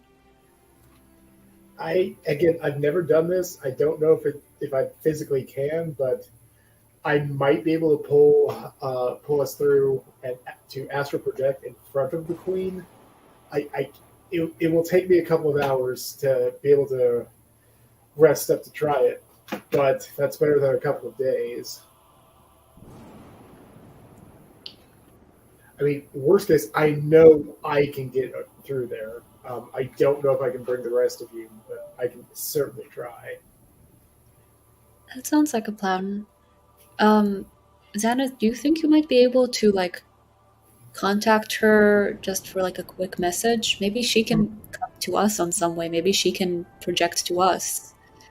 Or if not, at least you know to expect us. I can try and contact her based on what I know about her. I'll try and send it. Well, our guide probably is able to talk to her too. But I'll try and send a message to her and say, Bright Queen, this is Xanth. We know you'd like to speak to us. Time is extremely short. Is there a way that you can meet us where we are? There's a slight pause. I'm sorry, who's this? I have made no request of an audience. Well, fuck us. Ruh-roh. Oh shit, really? It's like her only response. I'm gonna cast what's it called? Detect Crap, thoughts? I'm gonna forget. Yes, thank you. On old Captain up here, Captain Aradone. Yeah. Okay. Detect surface thoughts or go deep? Oh, I'm going deep. Go deep. Okay, that'll require a wisdom save and they'll be aware. Yep. Okay. Yep. Let me find my damn. Oh yeah, it's a DC 19 wisdom save. Yeah. They have advantage, but I rolled a 4 and a 5. Finally, worry, the dice beat Mac, somebody else. They have no idea what is to come. They've taken it hook, line, and sinker. We're bringing them directly to you. All right. Fuck us. No, we're okay. We're okay. Wait, who was she? Who was I'm she going- thinking about? Yeah. So can She I? was literally communicating in her mind with somebody. And she referred to them as master. Yep. Nobody good is ever referred to as master. Let's go. Can I dig through those thoughts to see who she last communicated with? Give me an intelligence save as you do that. Okay. I'll lower the DC because she rolled crappy on her wisdom save. I also get advantage on those because of the sword. So we all rolled crappy, but that's a 12. 12? Yeah. That was a 7 plus 5. You feel the visual and the consumption of the psychic energy. You focus deep into this psychic conversation they're having with someone, so much so that you visualize the conversation. There's the captain on the back of the Griffin Rider, her eyes closed, communing with this entity. You feel yourself listening to the responding voice with this conversation going back and forth. And you hear the name Mannheim repeated many times. You hear the consultation of Mason's work set in motion, the distraction of lewdness, and there the voice begins to take on a bit more femininity, a bit more recognition. It's the woman who sent you on your mission all of those months ago. The Bloodfelt will be mine, and they will deliver it to me. Even if I have to make the world burn, bring them to me, my love. Bring them down into the valley, and we shall gain what we need to finally understand what is ours. You hear the captain, yes, I will do this. And then the conversation finishes. Let's take a 5-minute break. When we come back, for the last hour.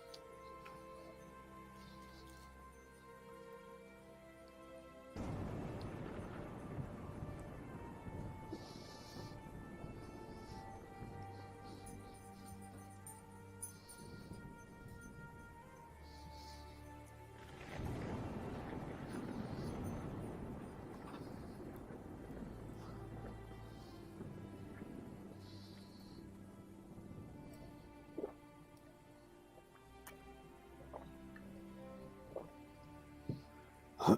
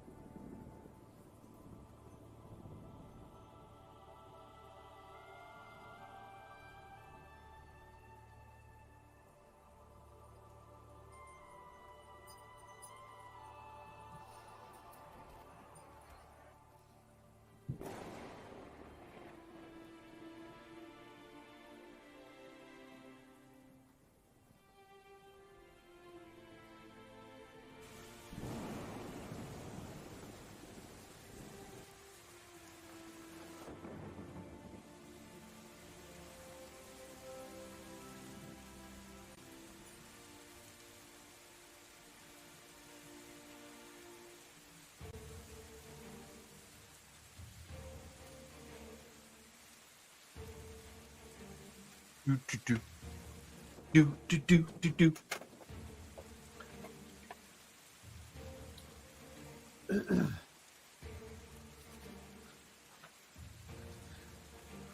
So, oh, good timing. Good timing, dog. Ah, I didn't know if that picked up on the mic, but she just started barking out the Yeah. door. Like, we just took a 5-minute break and it's been quiet all time. And as soon as break's over, she's like, "Oh, bark, bark, rough." Oh wow! She wants everyone to know you're busy playing D&D. Hey, no one bother Dad. Busy with D&D. Like the guy in the library, you know. Be quiet! It's a library.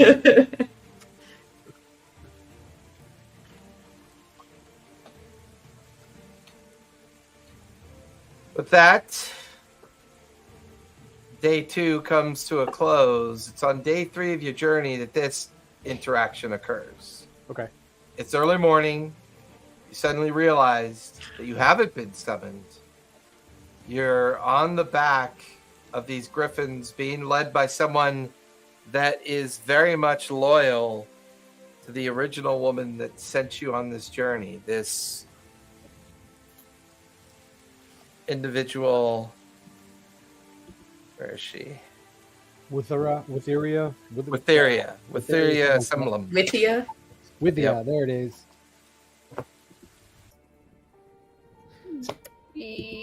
I'm gonna cast detect magic with my loot and see if I pick up anything off of the guards and the captain, like any magic about them. Not paying attention, not their gear, but if they're under a magical influence. Yes. I'm back. I'm just going to be off cam for a sec. So just Okay. They are. Your magic is overwhelmed. You get the feeling that most of what you are seeing and experiencing is a very extensive and powerful illusion. Ah. In that case, I'm as soon as I catch on to that, I'm like I telling it to them through the telepathic bond, and I'm going to cast Dispel Magic at 7th level. Roll a d20.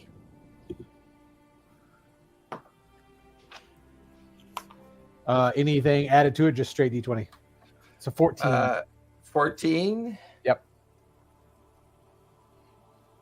For Dispel Magic, what is it again? It's a. 1 second. I can't remember. I don't think you. 14 does not dispel it. It's a DC 10 10 plus the spells level. Yeah. plus the spells level Yep. against your roll, and you rolled a 14. You do not feel as if your spell magic was powerful enough to undo the illusion. Yeah, because it's only if it's equal to or less than.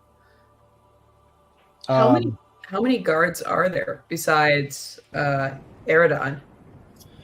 There's just her, a goblin bugbear, and a human rider as well. They're all dressed in the same uniform. The griffins have that look as if they are part of the Bright Queen's entourage and protectorate. They were very specifically careful in their choices of what they've disguised themselves as.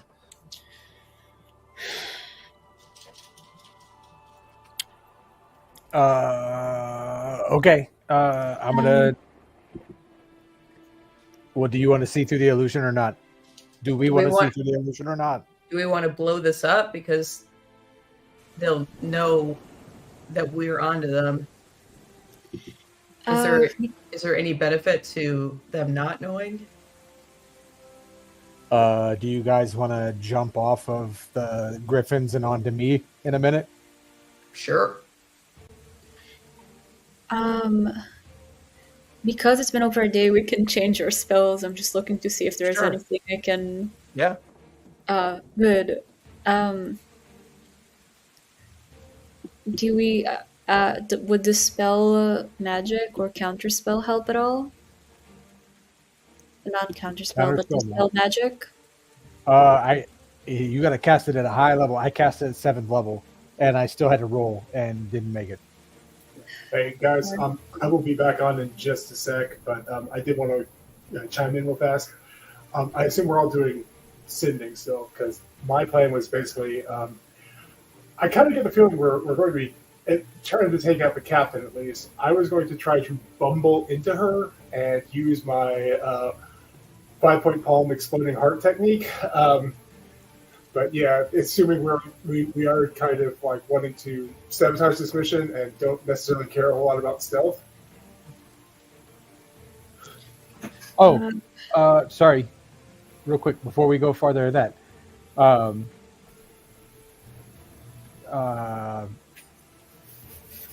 Game Master. Blanked on the word. Sorry. I'm reading Dispel Magic. For each spell of 4th level or higher on the target, make an ability check using your spell casting ability. The DC is 10 plus the spell's level. So my spell casting ability, would I add my modifier to that or not? That's a good question. Hold on. It's been a while. So wait, wouldn't Storyteller have to roll against your DC of 17? No, because he's trying to. I'm trying to dispel the illusionary spell. Right. And so the DC on that spell is 10 plus that spell's level. Which would be a 19. Oh, I see. Yeah. I can cast something that would make it hard enemies abound, which would make them unable to distinguish friend from foe. Would that kind of confuse them in this state enough to not know what to do? Yes, you would add your spellcasting ability to that 14. So my modifier? Correct. Okay. Then that is 19. Okay, 19 meets it, beats it. Sorry, I was rereading Dispel Magic, and I was Yeah. like, hang on, because it just calls it your modifier. Right. So, yeah, I have a +5 on my. It's just the modifier +5. Right. Being a bard. You all watch as the illusion crackles and fade. Oh. You're over the wide open sea, and you could see the veil up ahead as you're approaching the Shattered Isles. Suddenly makes sense why you saw the blue shit. Oh God, yeah. Damn. Everybody act cool. Because they wouldn't necessarily know that we just dispelled the whole thing. But They haven't turned back. As far as they're concerned, they're just heads in the wind, moving as forward and quickly as they can. All right. I would like to kind of stumble into the captain. So that She's on a totally different griffin. Can I stumble into who's piloting my griffin? You're on your griffin. Oh, I thought I had another person. No, you are each on your own individual griffins. The four of you are bunched up behind the four of them that are slightly up ahead. All right. Can I telepathically speak to Earth? Like, do I need to take the captain out? No. All right. But we're all telepathically speaking to each other anyway, by the way. Correct. This telepathic bond. So yeah. But no, don't. I don't think you need to do that. We got. There's other things we can do. Man, this opened up a whole new. So, go ahead. We know. It sounds like they're taking us. She said into a valley, so they're trying to lead us to the blood ball, right? Because they want us to unlock it. Feels like it. Yeah. So we kind of need to go there anyway, but I don't think we want to go in and get ambushed. I think we should. Is there any advantage in holding on to these guys? Or should we just kill them? Okay, cleric. Bad guys! Clerics are down for killing bad guys. My plan was. Dude, we didn't ask what they look like. They're. Okay, cleric, let's do this. Let's kill them all. We didn't ask if they were dead at all. I didn't ask anything. I just dispelled where we are. They could, for all we know, they could still be dressed up like they were. Yeah, but they're storyteller, what do they look like? I mean, they look like. They're far enough ahead. Looking up at them, they are wearing uniforms, but I need you to make a deception check because the captain looks back at you, and you see the undead face of the captain.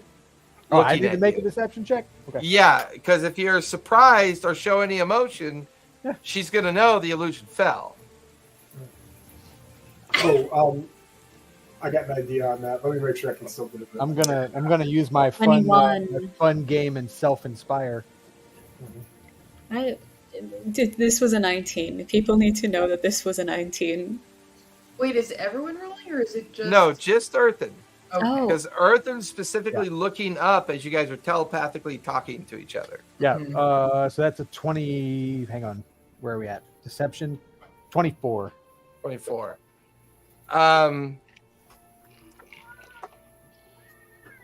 You're good.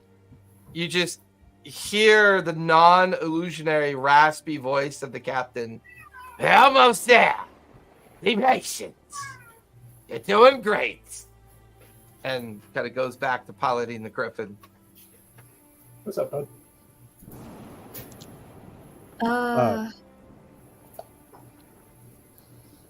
Do you guys think I could do suggestion on them and just kind of suggest to them to, like, oh, we'll be out, we'll be right back, don't worry about it? Do you have mass suggestion or just suggestion? Just suggestion, but it says that It's only for one target. limited to, yeah. I You just do it on have the mass captain. suggestion. I have mass suggestion, though. That's why I asked. Oh, yes, please. That's what I was going to do anyway. But you said you could. I was like, well, you go for it, you know? Yes, let the person with an ounce of charisma do this, please. Yeah. So I'll cast mass suggestion, and I'll tell them, you guys go on ahead. We'll catch up. I think I dropped something back there. Okay. That's and it's going to all of them. It's a Wisdom 19 again.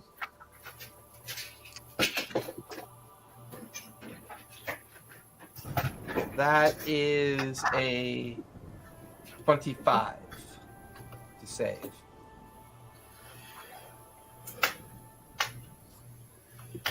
Now, does that mean they're aware that you did it? I think they just don't. Hang on. You suggest course of activity, magical influence. Who can hear and understand you? Can't just see is worded in such a manner to take an action. Let's see. Target space wisdom throw. On failed save pursues. Suggest the core of activity specify conditions. Hang on. The suggested course of action can continue for the entire duration. Spell trigger. You're reading all the success. We need the failure. I know. I'm looking for. Well, I mean, it says on a success. It doesn't. Yeah. It doesn't say if you fail. If you're unaffected, if you hit them, that's what happens. On a failed save, it pursues course of action. It doesn't say. Yeah, it doesn't really say, does it? Now, why would you do that? Don't worry. Don't be afraid. We're almost there. Be patient. But it was my lucky coin. There will be other lucky coins, I assure you. Out of curiosity, has anybody spoken, like, just said anything to the Griffins? Has there been anything there that they may be able to understand? Not What necessarily Griffins? The Griffins were on. You mean the wyverns? Sorry, the Wyverns. I thought we were on Griffins. No, well, You yeah, were. I did The illusion spell. That's like Eartha goes from looking at the undead creature riding what should I be a didn't have my, griffin, but the rain is kind of blurring everything. And then you look down to see you're on the scaled back of wyverns. Then you look up and you can see the scales and the brown texture of the wyverns that the others are on as the complete illusion has been undone. Okay. Down below, you can see a single island getting bigger. You can see the veil of the Shattered Isles getting closer as well, but this island is beginning to get larger and larger and larger. You can feel the wyverns descending. We gotta no, Polymorph, we gotta get out of here. Out. Okay. I can get spell fly if we want to fly, but I think if one of us can just become a dragon and we can get the fuck out. Fly closer to me. We're all flying close together. Fly closer to me. Feel the wyverns drift into each other to get a little bit closer. And when I say 3, jump on my back. Okay. It's gonna be a timing thing. Yep. Group effort. Yeah. It's gonna be like a and you help them out, buddy. We'll do enhanced ability, whatever. Wants to kind of stay in the back there just so that they can possibly pick up anybody that. Okay, so Eartha, you change first, correct? Yeah, I will trigger. Like I'm gonna count. I'm gonna say 3 and polymorph myself. So 1, 2, 3. What do you polymorph into? I'm gonna polymorph myself into an ancient brass dragon. Now, do you do that after leaping off the back of the wyvern or from the back of the wyvern? From the back of the wyvern. So as you transform, so I'm gonna like that wyvern. It's gonna be a very like as you transform and terrified. Your wyvern. huge wingspan unfurls and tumbles into the other wyverns around you as it slams into Puck, slams into Xanath's wyvern, and the tail unfolds and collapses into Spots. As soon as you say 3, all 3 of them leap in your direction as high and fast as they can. Spot, this is easy enough for you that you actually kind of Legolas the tail, and as you're running, you realize that a wind catches Puck, and she kind of like tumbles off of her wyvern. You reach up and you grab her by her belt and pull her towards you. And you're carrying her, and you start sprinting up the remains of the tail. You get onto the back of Earth, and Xanath, give me a athletics or acrobatics, if you would, please. Okay, I cast it didn't wind up being relevant, but I cast enhance ability on everyone for Dex. You said athletics or acrobatics. Okay, your choice. All right.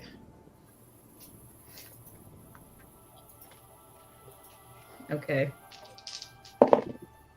It's an 18. Nice. You go tumbling off your wyvern just as the wing slams into it, just crushing it under the weight of the wing. You watch as Pucks gets slammed and crushed. The one that Earthen's on just gets completely crushed by the chest and like forming of the ancient brass dragon. Puck tumbles a bit, but gets caught by Spot because that's what he said he was doing. He's going to stay there, be the last one to go, and see if he sees anyone. And he does. So he grabs Puck first, which frees you to leap over onto Earthen's back. And boom, as all of you settle in on the backside of Earthen's huge dragon form, he begins to bank away as the other 4 wyvern riders see this and are now banking and turning towards you guys. I'm gonna. Well, I was gonna try and blow at them. I was gonna try and fire breath them before they bank away. Give me a we D6. changed and then I'm because like your initial change means that you have a breath weapon that's ready to go. Yep. So you're getting ready to blast them with your breath weapon. What are the rest of you doing? because we're behind them, so I was just Yeah, you're banking away, and then you could curl and just like unleash your breath weapon as they turn to follow you. I'm kind of reserving an action. I'm just kind of like tensing up on Earthen's tail. Like if I have to jump onto one of the other wyverns, I'm ready, but I'm just kind of sitting back there waiting. Okay. Xanath, what are you and Puck doing? I'm casting Turn Undead, or Destroy Undead if any of them are lower level enough. Yeah, you just bring out your divinity and channel Helm's essence in the direction that they're coming from. Puck, anything you want to do? Can I do wind wall and try to just really blow them away from us? Yeah, you arc, bring your hands together, and you form a massive wind wall in front of you. Just as Xanath turns undead, you can see the divine energy pouring out from in front of her. You watch as Earthen's huge brass dragon head arcs at the same time, and this huge gout of flame washes over all of them at the same time. You watch as 4 clumps of ashen and fractured beasts and their riders tumble slowly and kind of corkscrew with contrails of smoke, and then way down below in the water.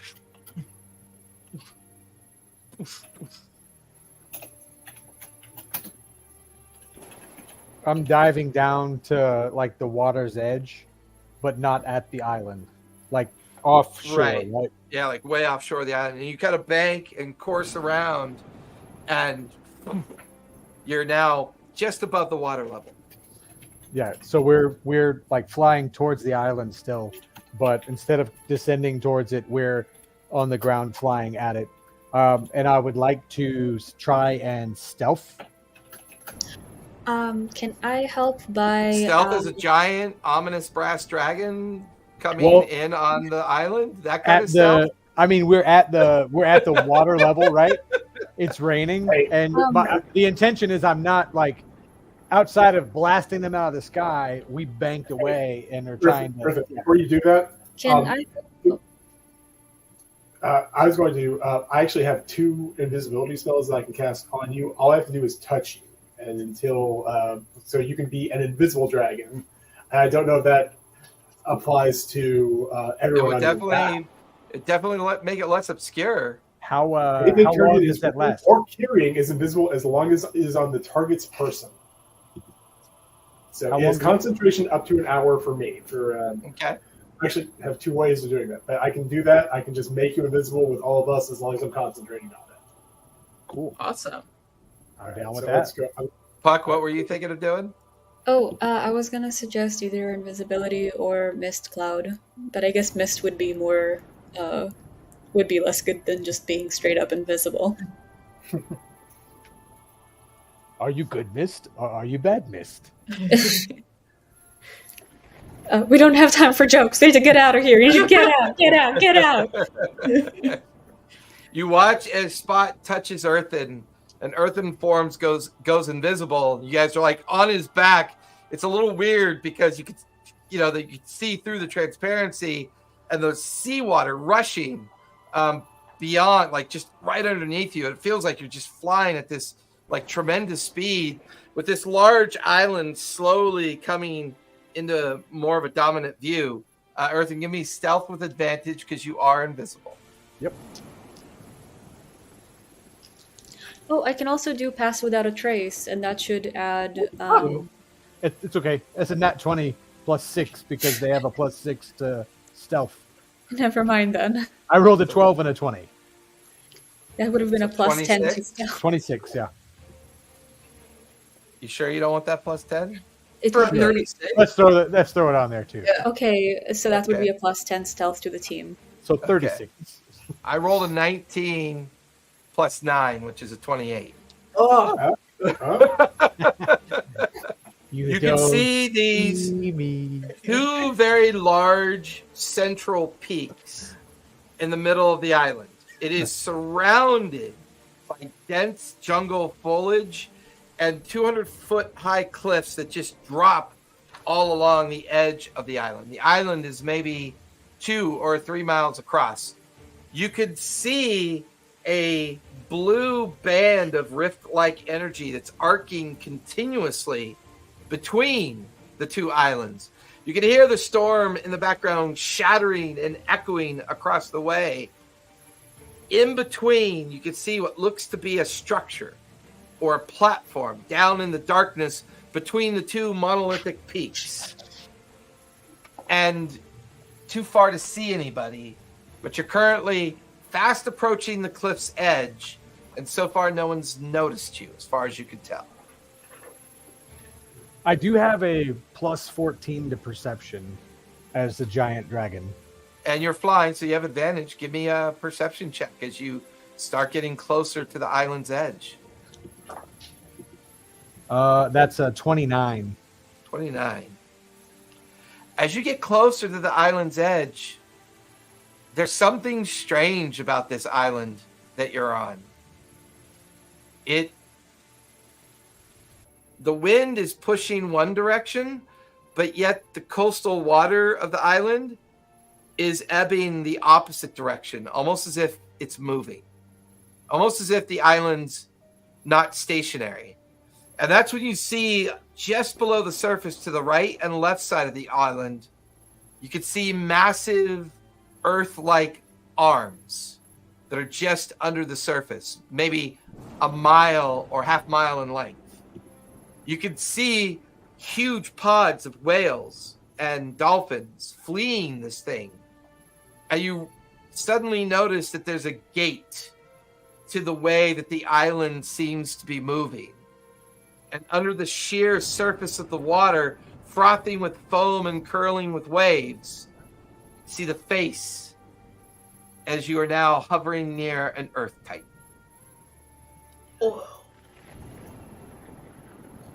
oh.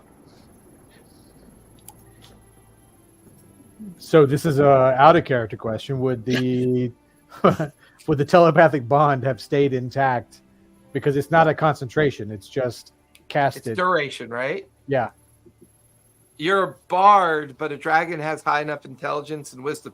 It'd be easier for a druid to pull it off because of their natural shapeshift abilities. But I'll say due to your high wisdom that you're able to maintain the telepathic bond. But to them, you sound like a dragon. Like, right, and it would have been more like, is that an Earth Titan? Like, Yeah. it would, it would have just been the dragon's reaction, like, is that an Earth Titan kind of thing? Yeah. To draw your all's attention to it. Yeah. What the hell is going on here? Also, can I cast non-detection on us so no one can scry on us or find us through magical means? Crackles around you. The invisible form of Earthen still underneath you. All of you now non-detectable as well. Just kind of slowly circling off the coast. What you thought was an island is now a massive Earth Titan that is seemingly moving in a very northerly direction towards the shores of the Menagerie Coast. Well, we gotta stop that. You said there's something in the middle of it. Yeah, like what you thought were two giant peaks might be a Yeah. part Like of the Earth shoulder Titan something, form, maybe. Yeah. but there's a huge clump of jungle and other kind of flora and fauna that make up the center of the mass of the jungle area of the open space between these two huge peaks. But there looks to be something structured, something built, almost like a square-shaped building of some sort that might be in and down amongst it. And then striking between the two peaks, the continuous eruption of rift-like energy striking between the two peaks. And because you hover and take your time, you notice the occasional drift of energy cracking down towards the surface of the Earth Titan. You can see very thin vapors of energy wisping off into different directions down beneath the water, almost as if its font or its power is being drawn from a rift that's contained in between these two peaks. So I'm gonna bring us in towards that jungle, in between the two spires. I'll pull us into the jungle, and kind of as I get close, I'll start to set down, and then as the dragon first, I'll shift shape to a humanoid form, and then I'll drop polymorph. That way, it's a little easier than the last time when I just dropped everybody off. Yeah, like everyone cautiously.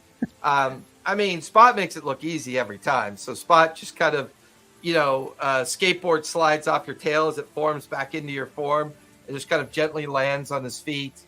You switch into a humanoid form, but then, it guides everyone else down. As you find a small clearing, the rain still ongoing, the crack of the energy of the rift directly up above.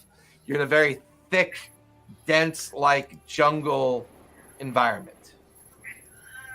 Baby, you're getting a few minutes. Does it feel familiar at all? Looking around, not really. Oh my god, okay. So just, we should contact the Bright Queen and tell her about the army that's going her way, because it seems like it's she would coming be... her way. Oh, We saw that on the map coming our way, and we thought our way was the Bright Queen's way. makes But sense. we weren't actually there at all. We were on the whole other side of everything. Can we contact her just to tell her who we are, what's happening out over here, what's happening in the Fae, maybe about her sister in case that can help us? And then also, can we go very fast to Strahd's castle and do what we have to do before this gets any worse?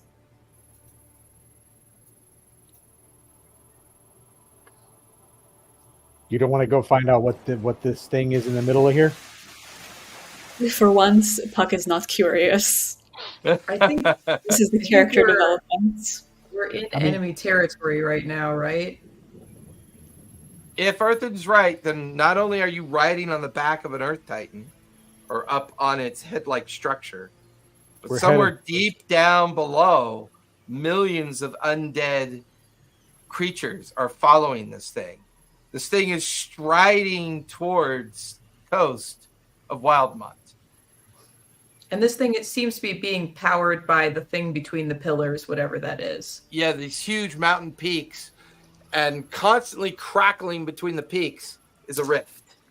Like the rifts that you've experienced through traveling through the Shattered Isles. Is there anything we can do to shut this thing down before we... We Go to won't the know ball? till we won't know till we get up to the middle of this thing, right? Yeah. And now you can feel that low kind of like takes like 5 minutes for it to take a step, but when it does, it's like a minor earthquake, just this minor earth tremor that kind of ripples up the body of the creature itself.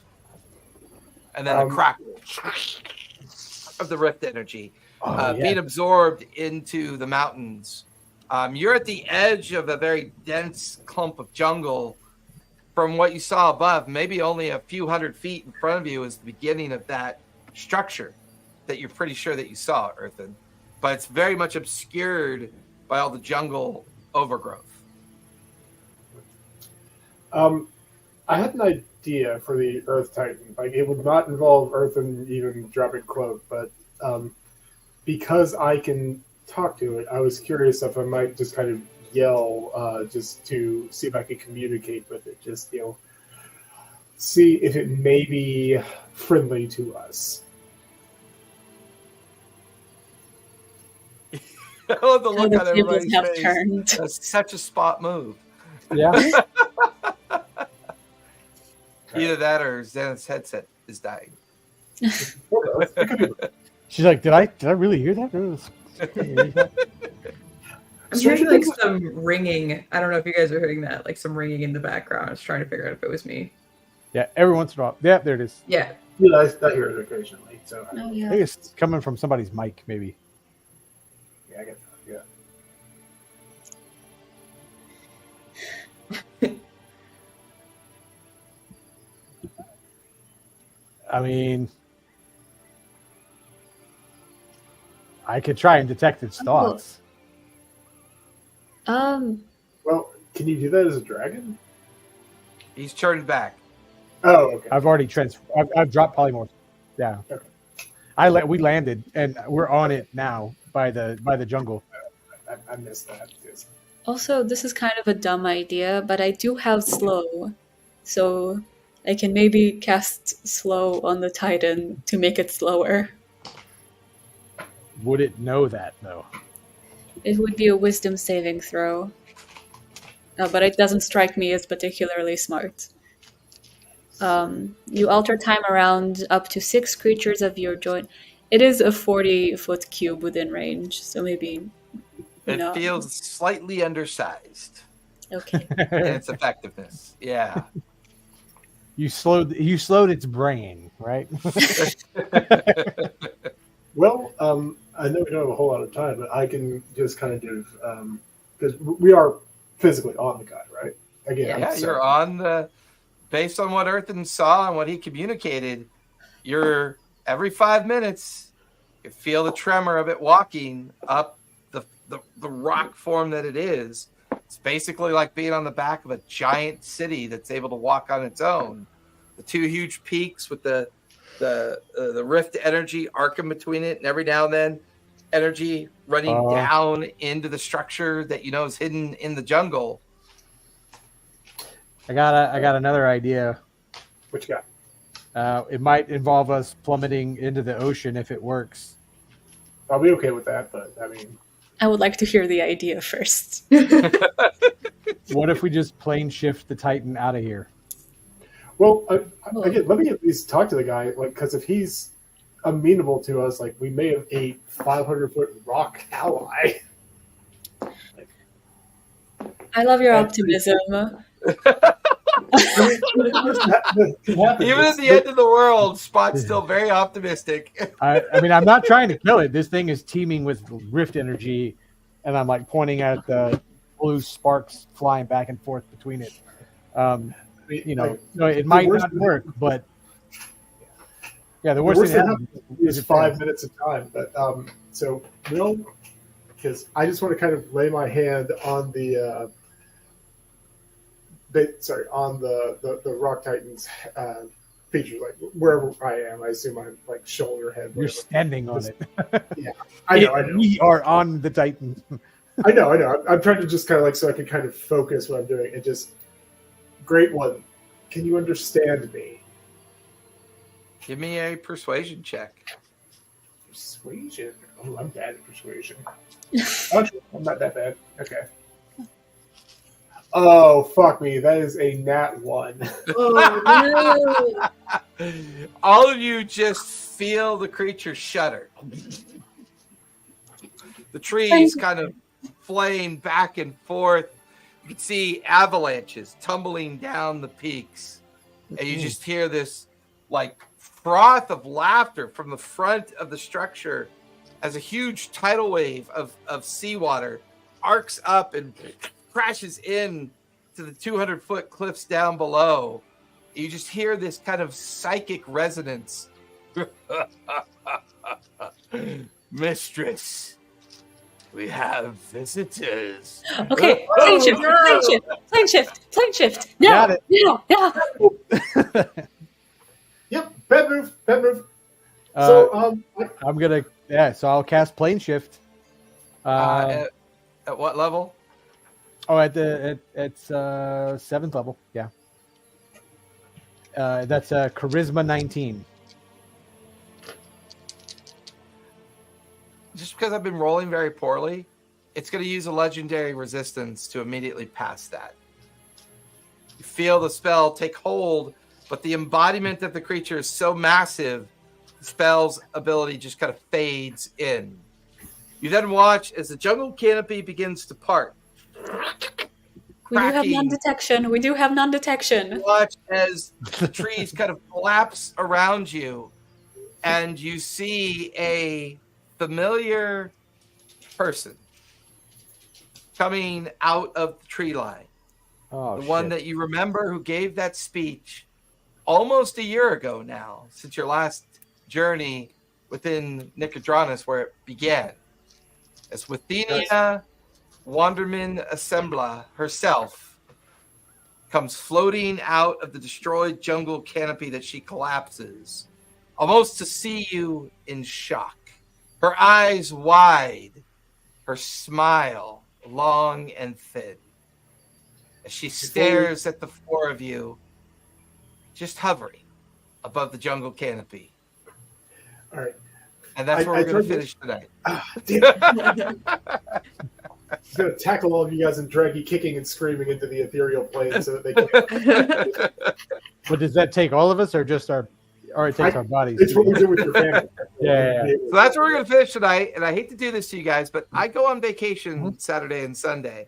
It's Me your and birthday, the wife are right? actually going. Yeah, it's for my birthday weekend. So we're actually going out of town to Henderson and staying at a resort for a couple days. And kind of, it's not going to be that fancy. I'm pretty sure we're going to get 2 days of solid sleep is what it's going to feel like. 2-year-old is coming with us as well. So it's, it's that, hey, Dubtech, it's that break that we need and we don't ever take. And I finally looked at her and said, look, we're taking a family break this time, per usual. So you guys hang out. We're going to say goodbye to everybody else, and we'll talk about the remainder as we are going to start part 1 of the final arc in 2 weeks, which will be the beginning of the finale of this campaign. Beginning of the everybody else, thank you for joining us tonight. We are off next Sunday, but the following Sunday will be part 1 of the beginning of the finale of this adventure. Hopefully you can begin to join us for that. It's going to be a wild ride, I think, to say the least. So be safe, be kind, and don't forget, play a game. Good night, everybody. Good night. I think my voice is getting me through puberty again.